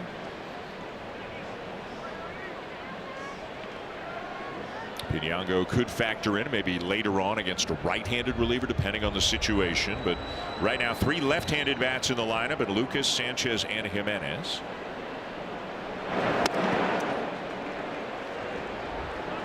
It's amazing how when you have 5 lefties among the 13 position players you have, it feels like a ton of lefties. Weird. You know what I mean? Well, a couple years ago, it felt so right-handed heavy. The bouncer is going to back up Gunnar Henderson, who slips but recovers to get him. Gunner's had a couple of moments out there today with the ball hitting the base last inning, and now that one. He's probably thinking, what did I do out here to get all these weird plays and weird hops? Back foot just slips right out from under him, but he's got the arm to make up for it, and that's really good patience by the young shortstop. When you've got that type of arm, you can kind of slow down your body to get back on track to then fire across.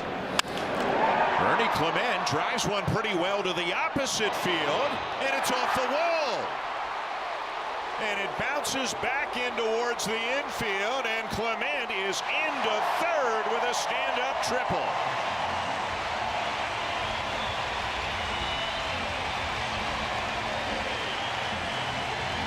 Well, they went pull side last at bat for that big 3-run homer. Now he tries to go Oppo Taco, barrels it. And Cowser's just drifting this entire time to right field. Crashes up against the wall. Fastball out over. You heard the sound. Just a beautiful pass. That bat moving right through the zone, and he saw it right there. He said, I'm coasting it easy for 3 right here. So a couple of fun things. It's his first triple of the year. And Caleb, it's his first extra base hit of any kind to the opposite field. And now there's concern about the left arm of Colton Cowser. Yeah, he did jam up against that wall very awkwardly. You see where the chain link fence is and the padding is right there. You could just tell, very awkward, sunglasses flying off of the cap. Sometimes when you get fully extended like that and crash into the wall, I guarantee you Kevin Pillar has felt this before, but you can feel some weird stuff in your arm and your wrist and your elbow. Look like they're doing a little strength test right there. A strength coach will come out there and make you start pulling and pushing in certain directions, trying to find if there's a weakness in that arm. But he drifted at the start and then tried to make it up on the back end, but was going after it full speed ahead. And Kouser's going to stay. We had talked about Clement earlier being an out in front guy and how really almost all the damage has to come to the pull side of the field. And again, that's his first extra base hit this year to the right side of the field. That's a great sign that he's able to burn a right fielder opposite field. Typically that power, like we just said, was to the pull side. So a lot of times when you want to go to the oppo side, you want to keep it low. But man, when you barrel it up like that with that kind of path and you're feeling a little froggy that day, sometimes it carries, and it did. Infield in now for the Orioles, and here's Valenzuela turning around to bat from the right side, and he's hit it a long way. Kouser makes the catch. A great play by him, but Clement will tag and come in to score. Valenzuela with a sac fly, and it is 6-1. Boy, just a young rookie, just continues to impress. Jumps on a first pitch fastball. Sometimes you might see some breaking balls right there, but he was perfectly on time, and I love the direction. Look at the simple load. He cut down that big leg kick and is just kind of rocking back and forth a little bit. Really gets him in a good hitting position. Then just a second play in a row, Kouser's got to really fully extend that left arm and crash into the wall again. Back-to-back plays that he's been tested out there. And he's still feeling it in that left arm, but staying in the game. Have something on the field or a banner or something that Taveras will go back and push over the wall.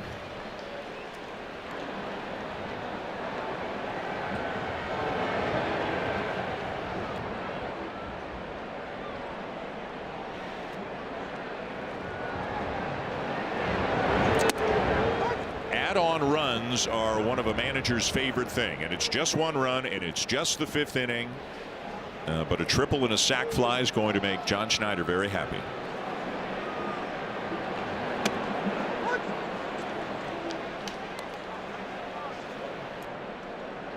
Jeff Hoffman has now gotten up in the bullpen.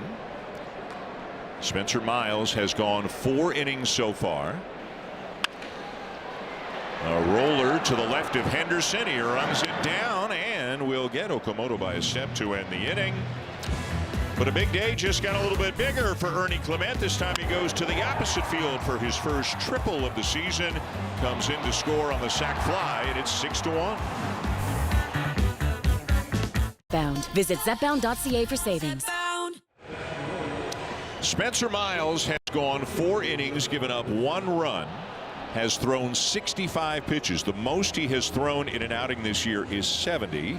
So he's getting near the end. We don't know if there's a magic number, 75, 80, we're not sure. Jeff Hoffman is up in the bullpen. Can Miles get through 1 more inning? Can he go 5 today after Braden Fisher worked the first? This is popped up foul and back out of play. He has been much more successful against Baltimore today, Caleb, than he was 6 days ago at Camden Yards. And he told me he really wanted to lean a little bit more into that sinker. 27 of the 66 pitches now have been that sinker, and it's a very heavy type of sinker that I think you can use as an establishing type part of your game plan. Solid line drive into right center. It's cut off by Lucas. It'll be a long single by Gunnar Henderson. And you'll take that. You'll take a long single off of that sinker. Don't be scared or shied away from that pitch, especially against Rutschman. He's already tried to come inside with that sinker a couple times. It's worked on that ground out to Vladdy last at bat. See if he starts him off slow and then eventually tries to work that sinker back on the inner lane. Dangerous hitter right now. Very hot hitter. And it's interesting, you know, Miles came in after an opener, but he's still seeing the top of the order this second time now, right? Fisher faced the first 5 batters. So we'll see how long they go with Miles, but he came in to face the number 6 hitter. Now he's facing the number 3 hitter, so he's kind of getting through the order, albeit starting in a different spot. He's basically going to go 2 times through, but as a bulk guy, not as a starter.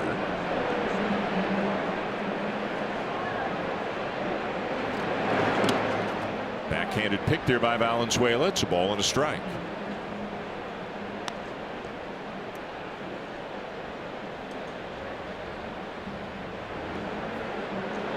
Rutschman 0 for 2 on a couple of ground outs in this one, both of them out to second.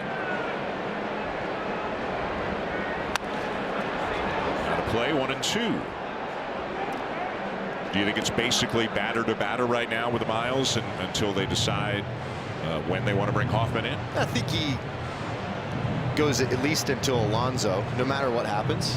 I just like how he's looked against Alonso. He hasn't really gotten his A swing off against Miles. Can't really see that sinker.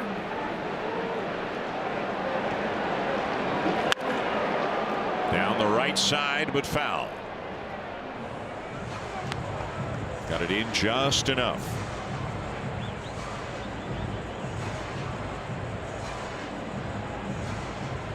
So now officially a new season and career high in terms of pitches in an outing, 71 for Miles.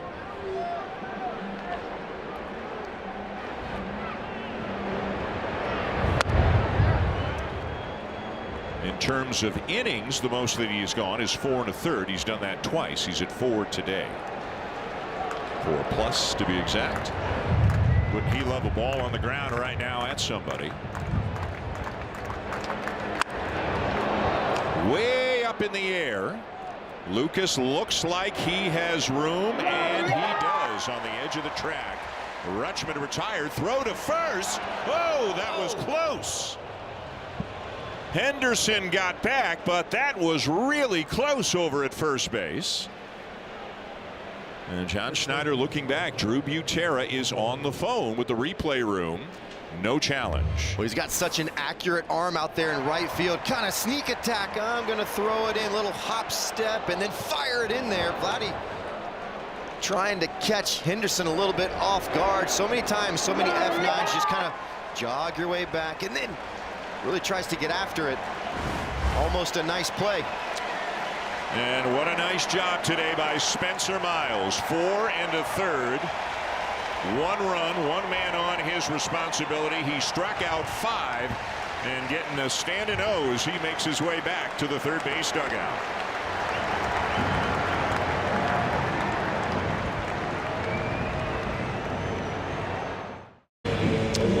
Welcome back to Rogers Blue Jays baseball on Sportsnet. Jeff Hoffman entering the game. Top of the 6th inning, 1 on, 1 out. 6-1 Blue Jays.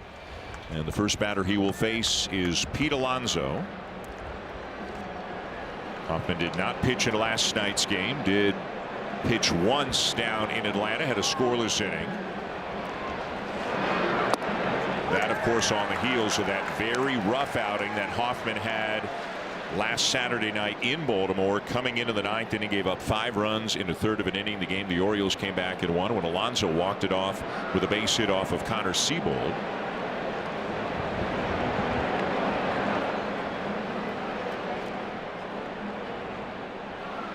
What's the difference for you between successful Hoffman and unsuccessful Hoffman? I like it when he uses the fastball a little bit more. I think it helps play that slider up. We've seen from time to time he goes super fastball heavy, super slider heavy. Perfect example was that first outing in Baltimore. He was very slider heavy. Second outing was the same, and I feel like the Orioles were ready and taking better pitches and not missing those sliders in the middle. So it's a combination of being more unpredictable and just pure on location and pitching. And I feel like his stuff is really good. If he's able to really hit his spots and miss in the right spot, then you can start to really sequence him the right way instead of just pure stuff in your face down the middle, let it go. 2 sliders, 2 called strikes so far to Alonso. Stays with it. But there's an example, the 0-2 slider. That's not where you want that pitch, right? No, I want that underneath or off the edge. And sometimes it's just a little bit of anxiety when you just really want to make a pitch and see his hand on the side of that ball and just kind of pops out. You see how that ball just popped right out of the hand? That's when it's usually go zone for a hitter. 0-2 you want to chase, not a ball in the zone. Fastball hit to the opposite field, hit well, carrying and gone. Alonso takes Hoffman out to the opposite field. It's 6-3. Boy, if he could have gotten this fastball up close to Alonso. There's Chase up there close to him, but he yanks it. He yanks it middle down. And Alonso was just on time for that pitch, taking it to the opposite field. Look at the target, up, down, and away. And that's kind of the pitching that you're really wanting to see from Hoffman. He's not going to hit that ball out to right center field if he executes that pitch up in the zone. Maybe a foul ball, hopefully a swing and miss, but it's not going to be hit out to right field. Now Kobe Mayo 0 for 2.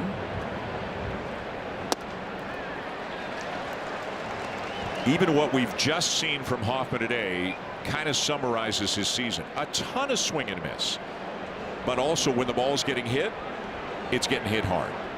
And not specifically just for home runs, but for hits. He can make great pitches and get out in front 0-1, 0-2, get a ton of chase on the slider, but mistakes are winding up in the outfield for hits or in the seats for home runs. It doesn't feel like there's an in-between. It feels like it's either damage or punch. And when he gets it to the spot, he sequences correctly. He looks unhittable. But then it seems like when he doesn't get it to the spot, even if it's not in a terrible spot, it's getting hit for slug, and just very, very baffling at times. You see that BABIP, that is batting average on balls in play. So that excludes strikeouts, that excludes home runs. That's balls in play. The average in the majors is about 290, and he's at 500. When the ball is put in play, for whatever reason, he is giving up more hits than anybody else, and he's also top 10 in the majors in swing and miss percentage. It doesn't add up. No. Yeah. Swing and a miss, and he gets Mayo. You keep saying there's no way this can be sustainable, but Dan, it's June 6th, and it's like, when is that average going to come back down and start to level off for him? It's just constant head scratching, because on the peripheral it looks like this guy should be absolutely unhittable, and I guarantee it's driving him nuts too. Spencer Miles looking on, so he winds up getting charged with a second run as Henderson comes in on the home run by Alonso. Still a great outing though for Miles, especially considering he was seeing the same team for the second outing in a row. Love the adjustment, and that's what you're looking for, especially from a Rule 5 pick. First time he kind of gets bloodied a little bit. How does he come back and respond? And I just loved his response. Leody Taveras, who hit a triple off Hoffman in that 9th inning last weekend. Today he is 0 for 2. We'll see what's next for Miles. By the time this spot in the rotation comes around again, they may have a couple of guys, a couple of starters back on the roster. It is very possible, if not likely, that both Dylan Cease and Max Scherzer will make their next outing for the Blue Jays, not in the minor leagues. Day by day, John Schneider keeps getting asked. We may not find out maybe till Monday when the Phillies series begins. But it sounds like it's more likely than not that each of them will make their next appearance here for the big club.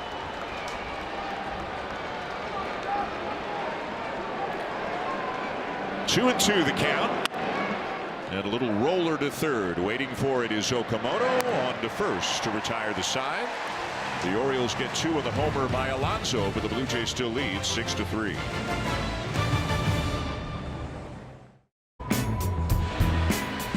Are you a Rogers customer? It's Canada's winning inning. This inning, when the Blue Jays get a hit, you could win big with Rogers Beyond the Scene.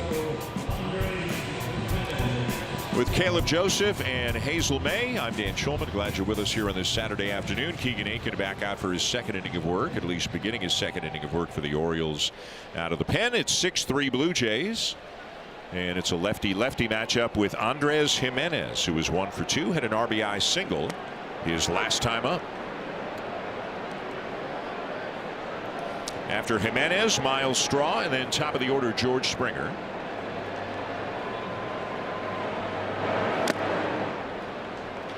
Oh, and 2.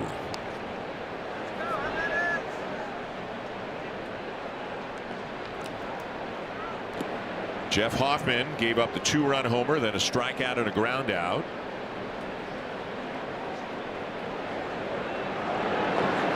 And we'll see how John Schneider plays it. Mason Fluharty is out of the bullpen just now. He had been kind of tossing from down at the base of the mound, but now getting near the rubber. Maybe he'll start throwing with more intent right now. And 2 of the 3 hitters due up for the Orioles in the 7th are left-handed batters, so it feels like a Fluharty spot.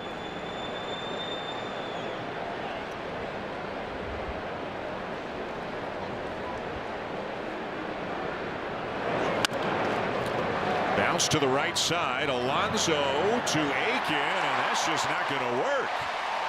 Aiken, it was a soft toss, and he wasn't getting over all that fast, and Jimenez runs well, and that's a base hit. And here's Hazel. David Popkins has been working hard with Miles Straw on trying to turn on pulling the ball with more authority. As for his lower half, they want him to have a stronger, more athletic start. But Popkins said he is so special. He has a very powerful swing. You wouldn't know it by his stature, but he can also battle, he can push and make contact, put the ball in play. He can do so many different things with that bat. Guys? Hazel, thank you. We sometimes sit up here, and he's part of an early group of hitters that come out for, say, a 7 o'clock game. They might be out at 2:30, 2:45, and he's a sneaky pop in batting practice kind of guy. As Hazel said, he can do a lot of different things. One of them is bunt. We'll see if they think about it here. He didn't show on the first pitch. He shows now, pushes it hard to first, and it'll be a sacrifice to move Jimenez to second. I think that's one of those plays that Miles Straw is really trying to push this past the pitcher, in between the pitcher and Alonso at first base, trying to go for a hit. Worst case scenario, you do sacrifice your at bat to advance the runner. Closer to the 7, more over toward the second baseman a little bit. And because of Aiken moving off, falling off, you could potentially outrace somebody there and get a hit. Still got the man over. So Jimenez is in scoring position for George Springer, who has walked twice and also grounded out. We talked about how managers love add-on runs. The Blue Jays got one in the 5th. The lead has been narrowed after the Alonso homer. Can they get this, at least one of these runs back? They got 2 shots at it with Springer and Lucas and a run around at second.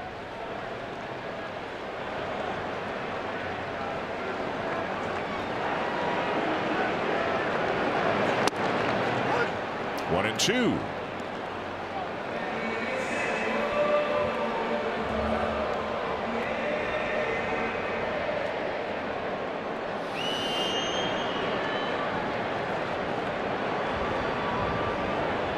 Jimenez dancing around out at second, not going.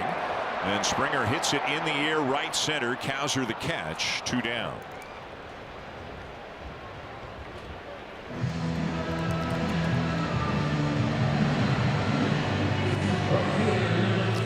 So now it'll be up to Nathan Lucas, who is 1 for 3. Had an odd base hit his last time up, hit it up the middle off the mound, and then it bounced off the corner of the bag out at second.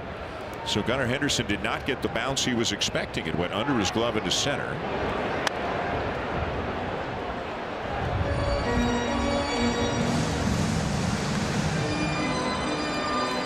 It's windy down there, Caleb. It is. Almost lost a few napkins up here. Banners are blowing. You don't think of wind all that much in this ballpark, but it is windy today. Here's a ground ball to second. Holiday has it, and the Blue Jays cannot get that add-on run here, so they will take a 3-run lead to the 7th.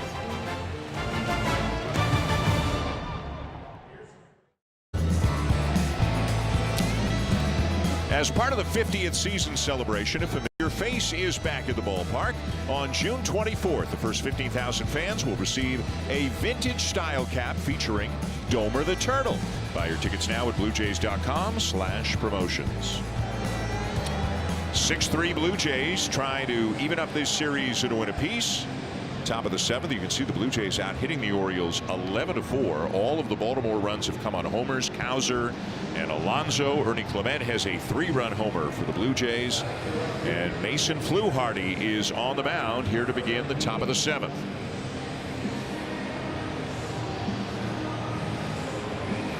Fluharty did not pitch in last night's game. This is his major league leading 34th appearance of the season, breaking the tie that Braden Fisher established when he opened today. Fisher his 33rd. Fluharty is 34th. Again, they would love to not have to use these two guys so much. John Schneider referred to them as Tyler O'Neill steps in as a pinch hitter for Cowser. John Schneider referred to them as the kind of the put out the fire guys, Fisher and Fluharty. You can use them in all kinds of different situations. Outside, ball 2. So it's the bottom third of the order. O'Neill pinch hitting for Cowser, then Blaze Alexander, and then Jackson Holliday.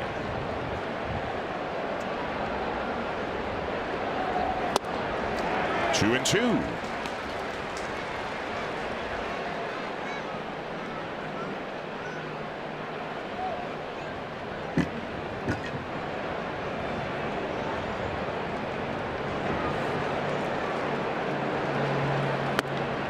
Missed away, and it's full.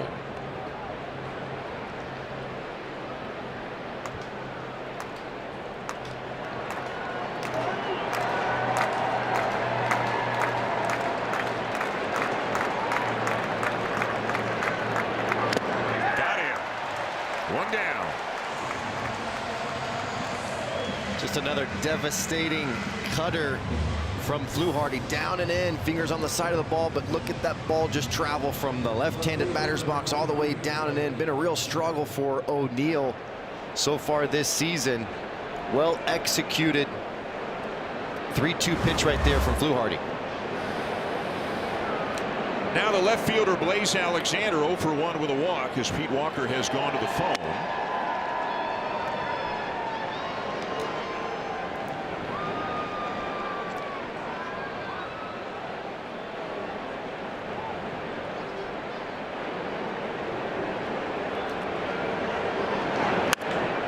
Fly ball deep left field, hit well and out of here into the seats just to the right of the Blue Jays bullpen, and now it is a 2-run game. It's a sweeper from Fluharty, kind of acted more like a curveball, really kind of popped out of his hands, finishing at the top of the zone, and Alexander just doesn't miss it. Watch this ball kind of pop straight up. A very odd looking sweeper shape from Fluharty. We're so used to that ball starting on the outer half and darting downward. This one just really slipped out of his hands into a very dangerous spot. So the Orioles with 2 in the 6th, another here in the 7th. It was 6-1. It's now 6-4. And with Jeremiah Jackson announced into the game as a pinch hitter for Jackson Holliday, that'll get Pete Walker to the mound. A conversation with Fluharty, and it'll also buy some time for Louis Varland. And John Schneider continues to show he is going to use Varland wherever he feels he needs him the most. It won't necessarily be the 9th inning. And you look at the top of this Baltimore lineup, guys like Henderson, Rutschman, Alonso. Clearly John Schneider wants Varland for the best hitters the Orioles have whenever that comes up. He thinks it could be potentially this inning, could be potentially next inning, but the highest leverage spot of the game, where could the game be decided the most, is what John Schneider's always trying to figure out when he's looking to Louis Varland. It's very simple to me. Where's the highest leverage spot? Where does he, the manager, think they could lose the game? Varland's going to be in it. And the leverage is getting higher and higher here as the Orioles get closer and closer. Here's Jackson, who came off the bench as a pinch hitter very aggressively last night. First pitch he saw, he had an RBI single in the 6th, then stayed in the game, had another RBI single in the 8th.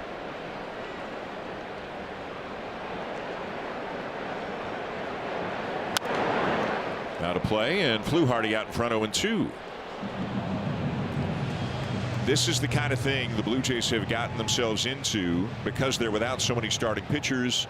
2 bullpen days out of every 5. Even though Miles was great, it's still just 4 1/3. You can't expect more from him, but now you're having to use so many relievers. And if you're John Schneider and Pete Walker, undoubtedly you're talking about how do they get 8 more outs. Obviously Varland will be a part of it. Obviously Tyler Rogers will be a part of it. They'd love to not need Varland here in the 7th, but they might decide they do need him. Swing and a miss. He gets Jackson 2 down. And we'll see what John Schneider does. Is he going to make the move here with a right-hand hitting Taylor Ward coming up, or will Fluharty stay with it still being a 2-run lead, 2 outs and nobody on base? He's going to stick with him here against Ward. Ward very patient, but I like Fluharty's arsenal against Ward. You can crowd him on the inner part of the plate. And that was Graham Johnson, the bullpen coach, telling Varland what Pete Walker told him. And in all likelihood, it is he's pitching to Ward. The next guy's a left-handed batter. Would they leave Fluharty to get Henderson? This is so Louis, as he warms up, can kind of mentally prepare for when he might come into the game. And ramping up and slowing down the pace down there. Do you go pitch for pitch? Do you wait a couple pitches? You don't want to throw too many down there in the bullpen, but you got to have an idea of when you're coming in so you're fully ready. Outside, 2 balls and a strike.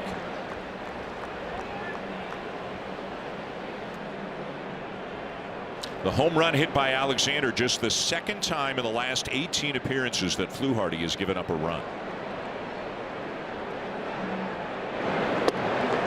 Misses low with a sweeper. He's fallen behind 3-1.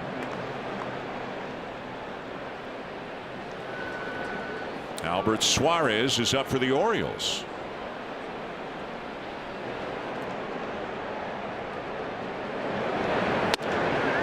Catches the corner, 3-2.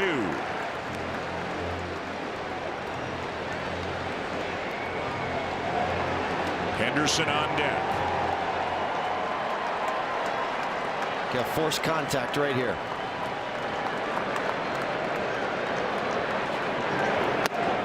He gets him swinging. Fluharty gives up the home run to Alexander, but strikes out the other 3. 7th inning stretch in Rogers Center. The Blue Jays 6, the Orioles 4.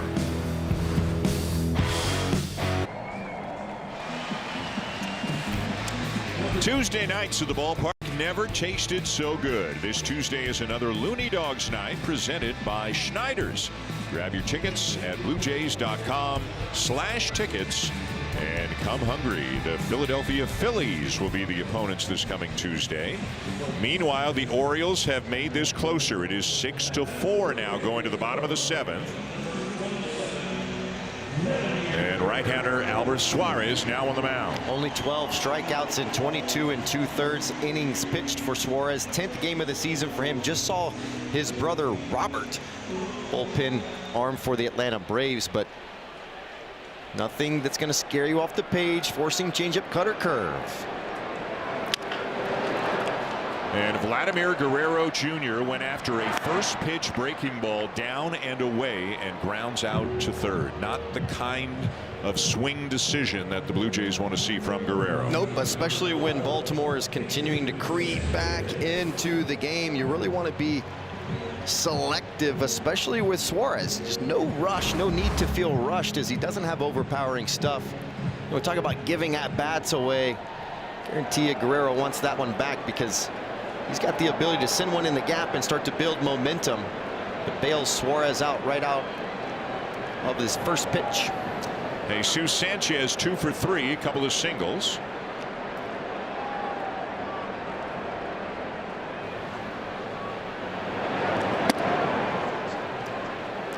Challenge coming.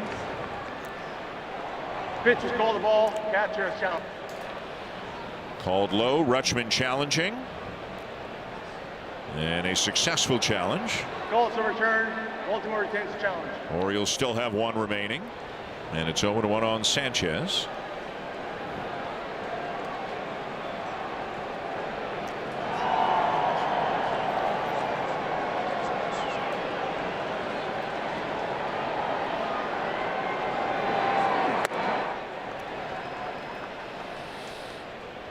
Defensive changes as Jeremiah Jackson stays in the game at second after pinch hitting for Jackson Holiday. Tyler O'Neill stays in the game in right after pinch hitting for Colton Cowser.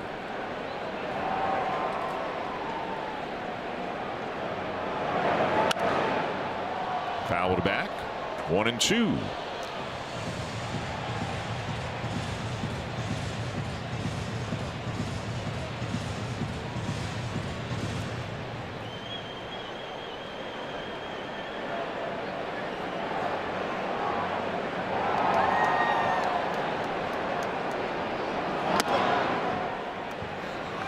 So it looks like the calculus has changed. Had they needed help in the 7th inning with men on base and the heart of the order coming up, it was going to be Louis Varland. But now that Fluharty's gotten out of it and it's a clean inning, it looks like it'll be Tyler Rogers in the 8th with Varland either in the 9th or available if needed behind Rogers in the 8th.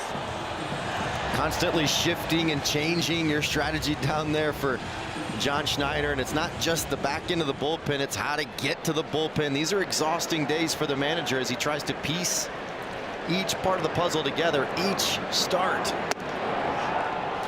Sanchez strikes out, 2 down. The most electrifying play of the game presented by Polestar Cars. 100% electric, pure performance. 367-foot homer from Ernie Clement. Radish tried to back up a slider and he was all over it. Catches that ball out in front and just sends it into the bullpen. His signature home run spot pulled down the line. He's also got a triple today, so he's 2 for 3.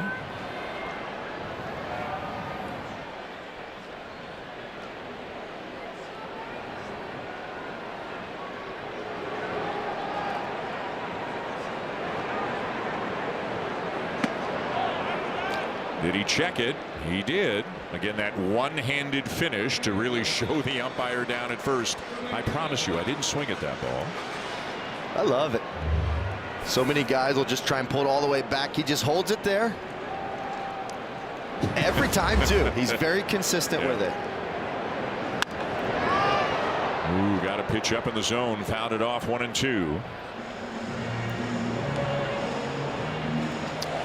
Rogers is going to face Gunnar Henderson, Adley Rutschman, and Pete Alonso. 2-3-4 coming up for the Orioles. It was once a 5-run lead for the Blue Jays. It's now a 2-run lead.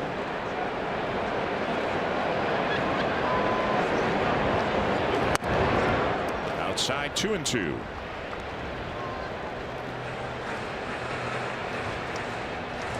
Dalton Varsho not in the lineup today. Again, the inflammation in his wrist, hopefully just a day or 2. Looks like he's kind of playing along. He's got a card. Line drive, but foul down the left field line. Varsho told me he was going to get some treatment today, and again, hopefully minor, something he's dealt with periodically over the course of his career. You can see he's got that left wrist wrapped pretty heavily right now.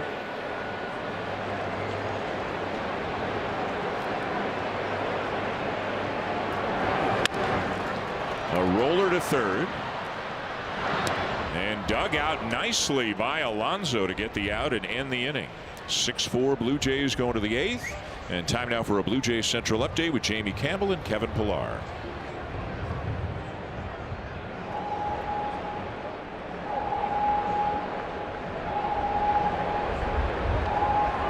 Games plus hit shows from the biggest networks in TV. Bundled today at sportsnet.ca. 6-4 Blue Jays, top 8. You want to have your best defense on the field, and even with the sore wrist, that includes Dalton Varsho. He was looking at that card to see who was coming up for the Orioles. We don't think he can hit, but he can play defense. Straw moves to left. Sanchez is out of the game. So they've got Straw, Varsho, Lucas, their best defensive outfield in there. Mason Fluharty comes back to at least face one hitter, the left-hand hitting Gunnar Henderson.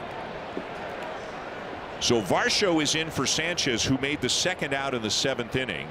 If that spot comes up again, say bottom of the 9th, they'll probably have to hit for him. They've got Pinango, but you hope it doesn't get to that, obviously. And Varsho clearly able to play defense. Tyler Rogers looking on for the bullpen as Fluharty tries to get Henderson to begin the 8th inning.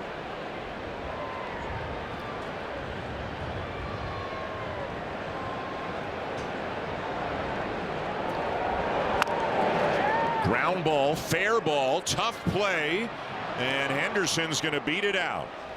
A weak ground ball up the third baseline for an infield hit. And John Schneider pops out of the dugout. Fluharty got weak contact, but unfortunately not at anybody. And that's going to be all for him, as now Tyler Rogers is going to enter the game. Adley Rutschman is coming up.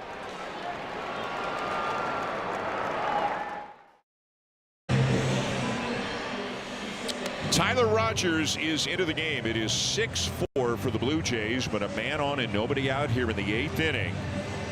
And the guy who has been the most damaging for the Orioles, although that was last night, Adley Rutschman, is coming up as the tying run. And interesting how it's kind of bounced back and forth. Had Fluharty needed help in the 7th, it would have been Varland.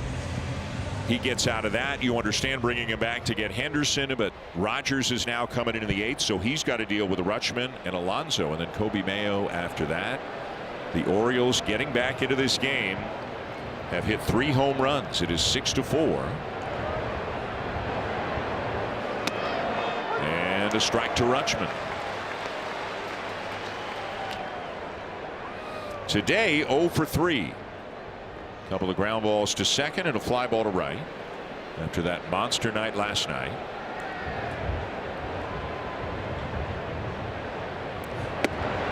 That's a little low.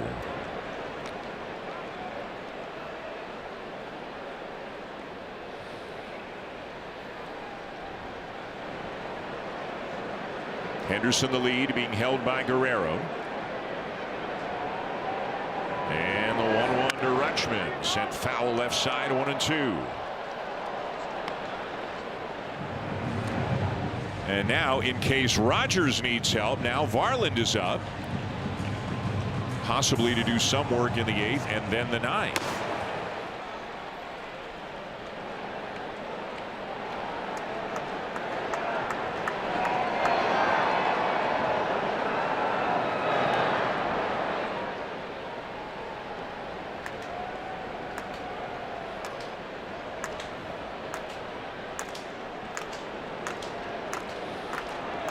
Rogers second in the majors in ground ball percentage. Would love one here, and he gets one to short, and Jimenez will go across the infield. Was not hit hard.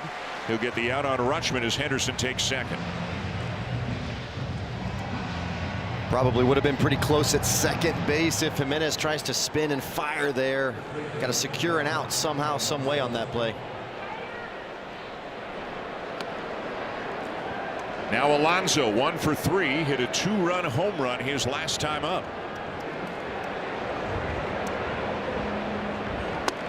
Swings through it, 0-1.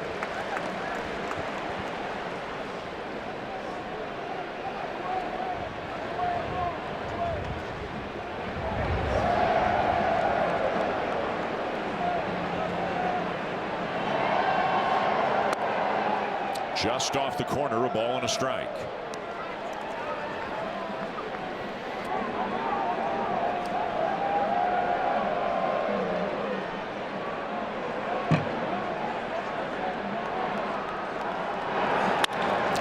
Up the middle, a diving stop by Clement.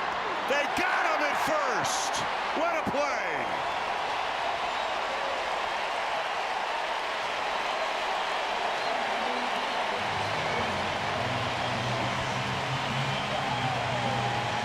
A huge play. If that ball gets through, it's 6-5 and a man on with 1 out. Ernie Clement with the defensive play of the game. And he had to go back the other way. He was shaded up the middle to keep the runner close. Went to his left to field his position, had to hit the brakes and then get fully extended. Have yourself a day. So it's still 6-4. The runner comes to third, but now 2 down. And the batter is Kobe Mayo, 0 for 3.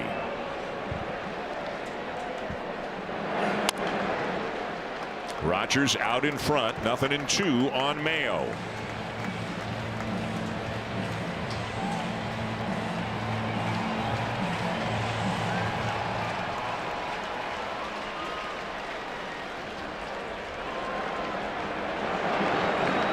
Got him.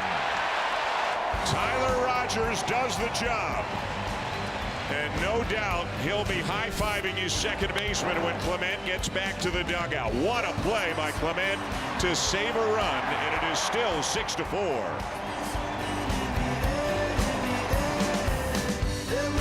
Together, spring training neighbors, and Bryce Harper, Kyle Schwarber, Christopher Sanchez, Zach Wheeler, and the Fightin' Phils are coming to town for a 3-game series beginning Monday. Get your tickets at bluejays.com/tickets. Beautiful day, gorgeous day. It is 6-4 Blue Jays. Still kind of thinking about that play by Ernie Clement. That is 10 out of 10 degree of difficulty for a second baseman. And just the ability to throw kind of underhanded and keep it on line with velocity behind it. He can just do so many things, so athletic. So they've still got a 2-run lead as Brandon Valenzuela leads off the bottom of the 8th against Albert Suarez. Valenzuela has had a very nice day at the plate. He doubled in the 2nd, singled and scored in the 3rd. And then from the right side of the plate, had a sac fly to deep right center in the 5th. Now back around to the left side to face Suarez. And more good contact. Left center field, deep. And off the wall. Unable to come down with it was Taveras. And it'll be a double for Valenzuela.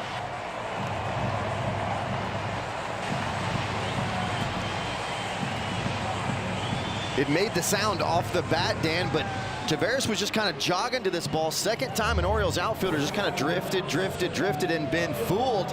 It's up in the zone. You can see it right off the barrel. Good smooth swing by Valenzuela, and he just tried to pick it up on the back end. It's almost as if he thought he was closer to the wall than he was. Yeah, that felt like a guy unfamiliar with this ballpark, although he's been around a number of years. He's played here a lot, but it felt like he was thinking about the wall more than he was thinking about the ball. A leadoff double, and again, can the Blue Jays add on? They did in the 5th, failed to in the 6th, despite a good opportunity. Went in order in the 7th. If this is Jimenez or Straw, you're probably seeing a bunt. Obviously, with Okamoto, you're not.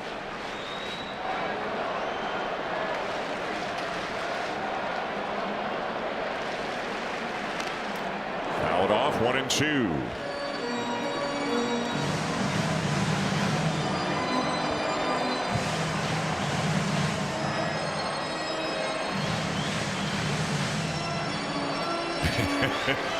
Great job, Tyler. No.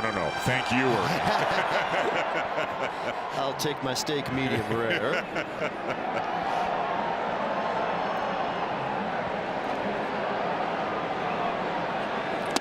Swing and a miss. Okamoto strikes out. But let's not overlook that Tyler Rogers got 3 big outs, 2 ground outs and a strikeout, and he's just been doing that quietly and consistently all season long. It's just out there pulling the leverage down, slow motion, gets the sign, holds, slow windup, slower pitch. I love him in those scenarios. And remember how we showed, and you talked about so well, the clip where Valenzuela's telling you, Savage, just breathe. Yep. They don't need to do that with Rogers. If anything, I'm going out there and checking the pulse. Right. Are you alive out there? You good? Okay, we're good. He's a mellow guy. 1-1 the count on Jimenez. Always the same. Same line guy. And those are the guys you love in leverage situations, because so many guys, they feed into that energy. They feed into the situation, and that's when you create a little tension. Not with Rogers.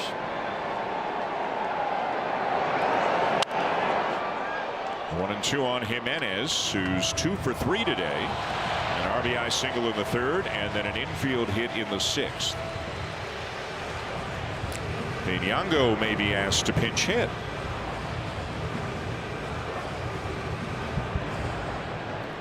Straw's on deck, so this may depend on what's going on here. We'll see how it plays out.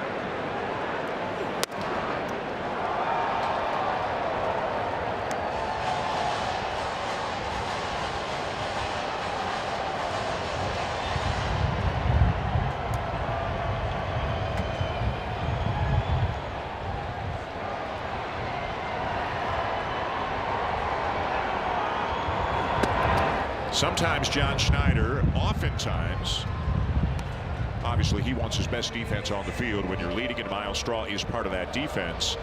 But if he senses maybe adding on is the most important thing, then he might make the move. Totally agree. It might depend on what Jimenez does here.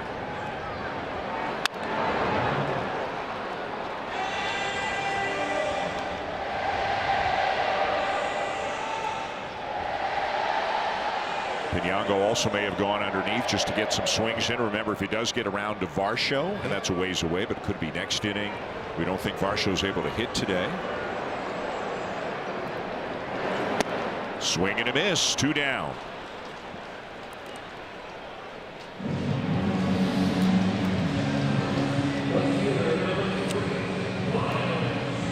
It is Straw. 0 for 2 with a sacrifice. By the way, the Orioles will send up 5, 6, 7, or excuse me, 6, 7, 8 in the 9th inning. Right now, that's Taveras, O'Neill, and Alexander. And if you're a fan of the Blue Jays, you like not hearing me say things like Rutschman and Alonso. It could get around to them, but hopefully Louis Varland will be able to take care of them long before it got to that.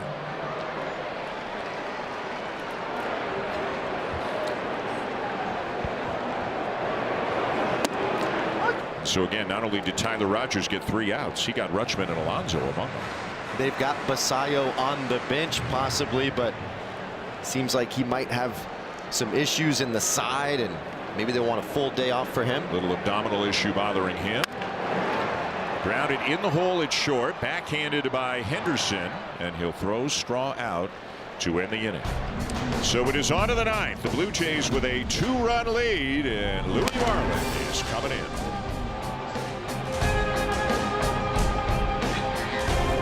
$50-day Mediterranean cruise. Then on June 14th, you could take home the mega 50-50 jackpot. Visit BlueJays.com/5050 to get tickets now from participating provinces. We're back with you again tomorrow. One more game between these American League East Division rivals.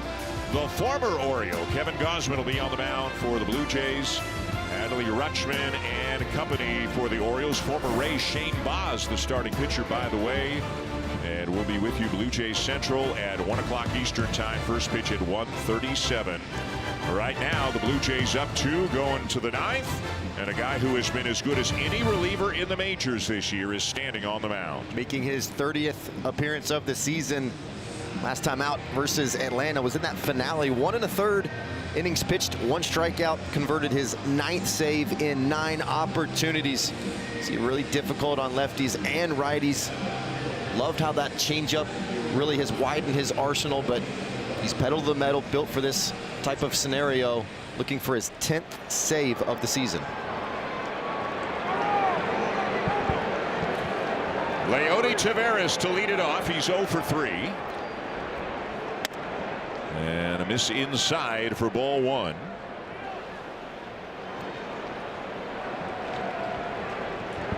Okamoto in at third. The rest of the infielders backed up. 1-1 on Taveras. 98 on that 4-seamer. 1 earned run allowed this season.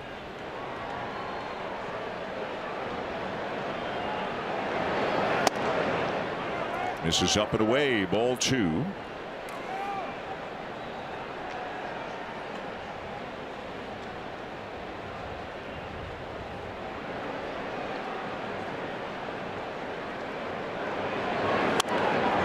So it was unknown whether Samuel Basayo was physically able to hit in this game. The answer appears to be yes. He is in the on-deck circle to hit for Tyler O'Neill. And that bat on deck is why it's vital to get Taveras to lead off this inning.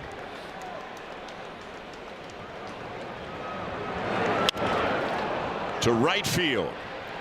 Lucas there. 1 down. Looked like Lucas might have been telling Varsho, hey, that time of day, sun into shadows, little trouble seeing it. Everybody's got to be alert. Out in the outfield. Here is Basayo. Varland checking his card, his info.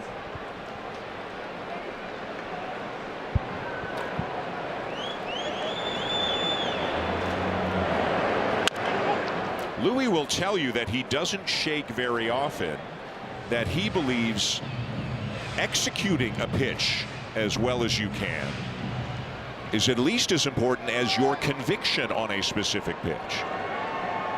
So he, more than most, relies on what the catcher is asking for. Guerrero to Varland for out number 2. Boy, Vladdy went a long way to his right, and you can see him with a little smile there. Probably an easier play if he goes to the bag and Clement gets it, but they get the out. But he decides to commit, and watch how Louis Varland gets off the mount. He's over there, sprinting over there, and that gives Guerrero a very good sight line. He's not delayed, he's not late. It allows him to really tighten up his lane, feed him right ahead like a quarterback hitting a wide receiver. So 2 down. Many standing here. Another sellout at Rogers Center today. 41,868. Blaze Alexander. A hot shot one-hopper to Clement, and the Blue Jays win it.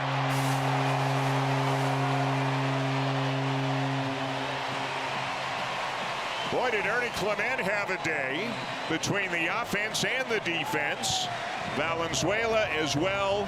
Spencer Miles, 4 1/3 big innings. A good job by the pitching staff, and Louis Varland, the save. A much-needed victory for the Blue Jays. Well, they really did need this, especially coming off the heels of a tough one a night ago. They just continued to battle.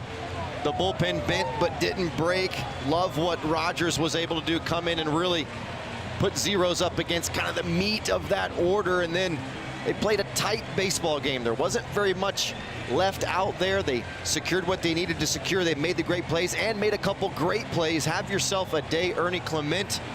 We got to find a way to create a Gordie Howe hat trick type of thing. Homer, great plays, good base run. We got to find some word because he earned it today. He certainly had himself an afternoon with a homer, the triple, the 2 big defensive plays.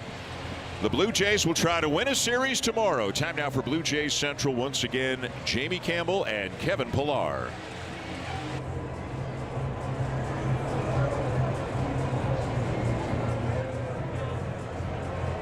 Sure. So to make some plays for the boys today was that feels good.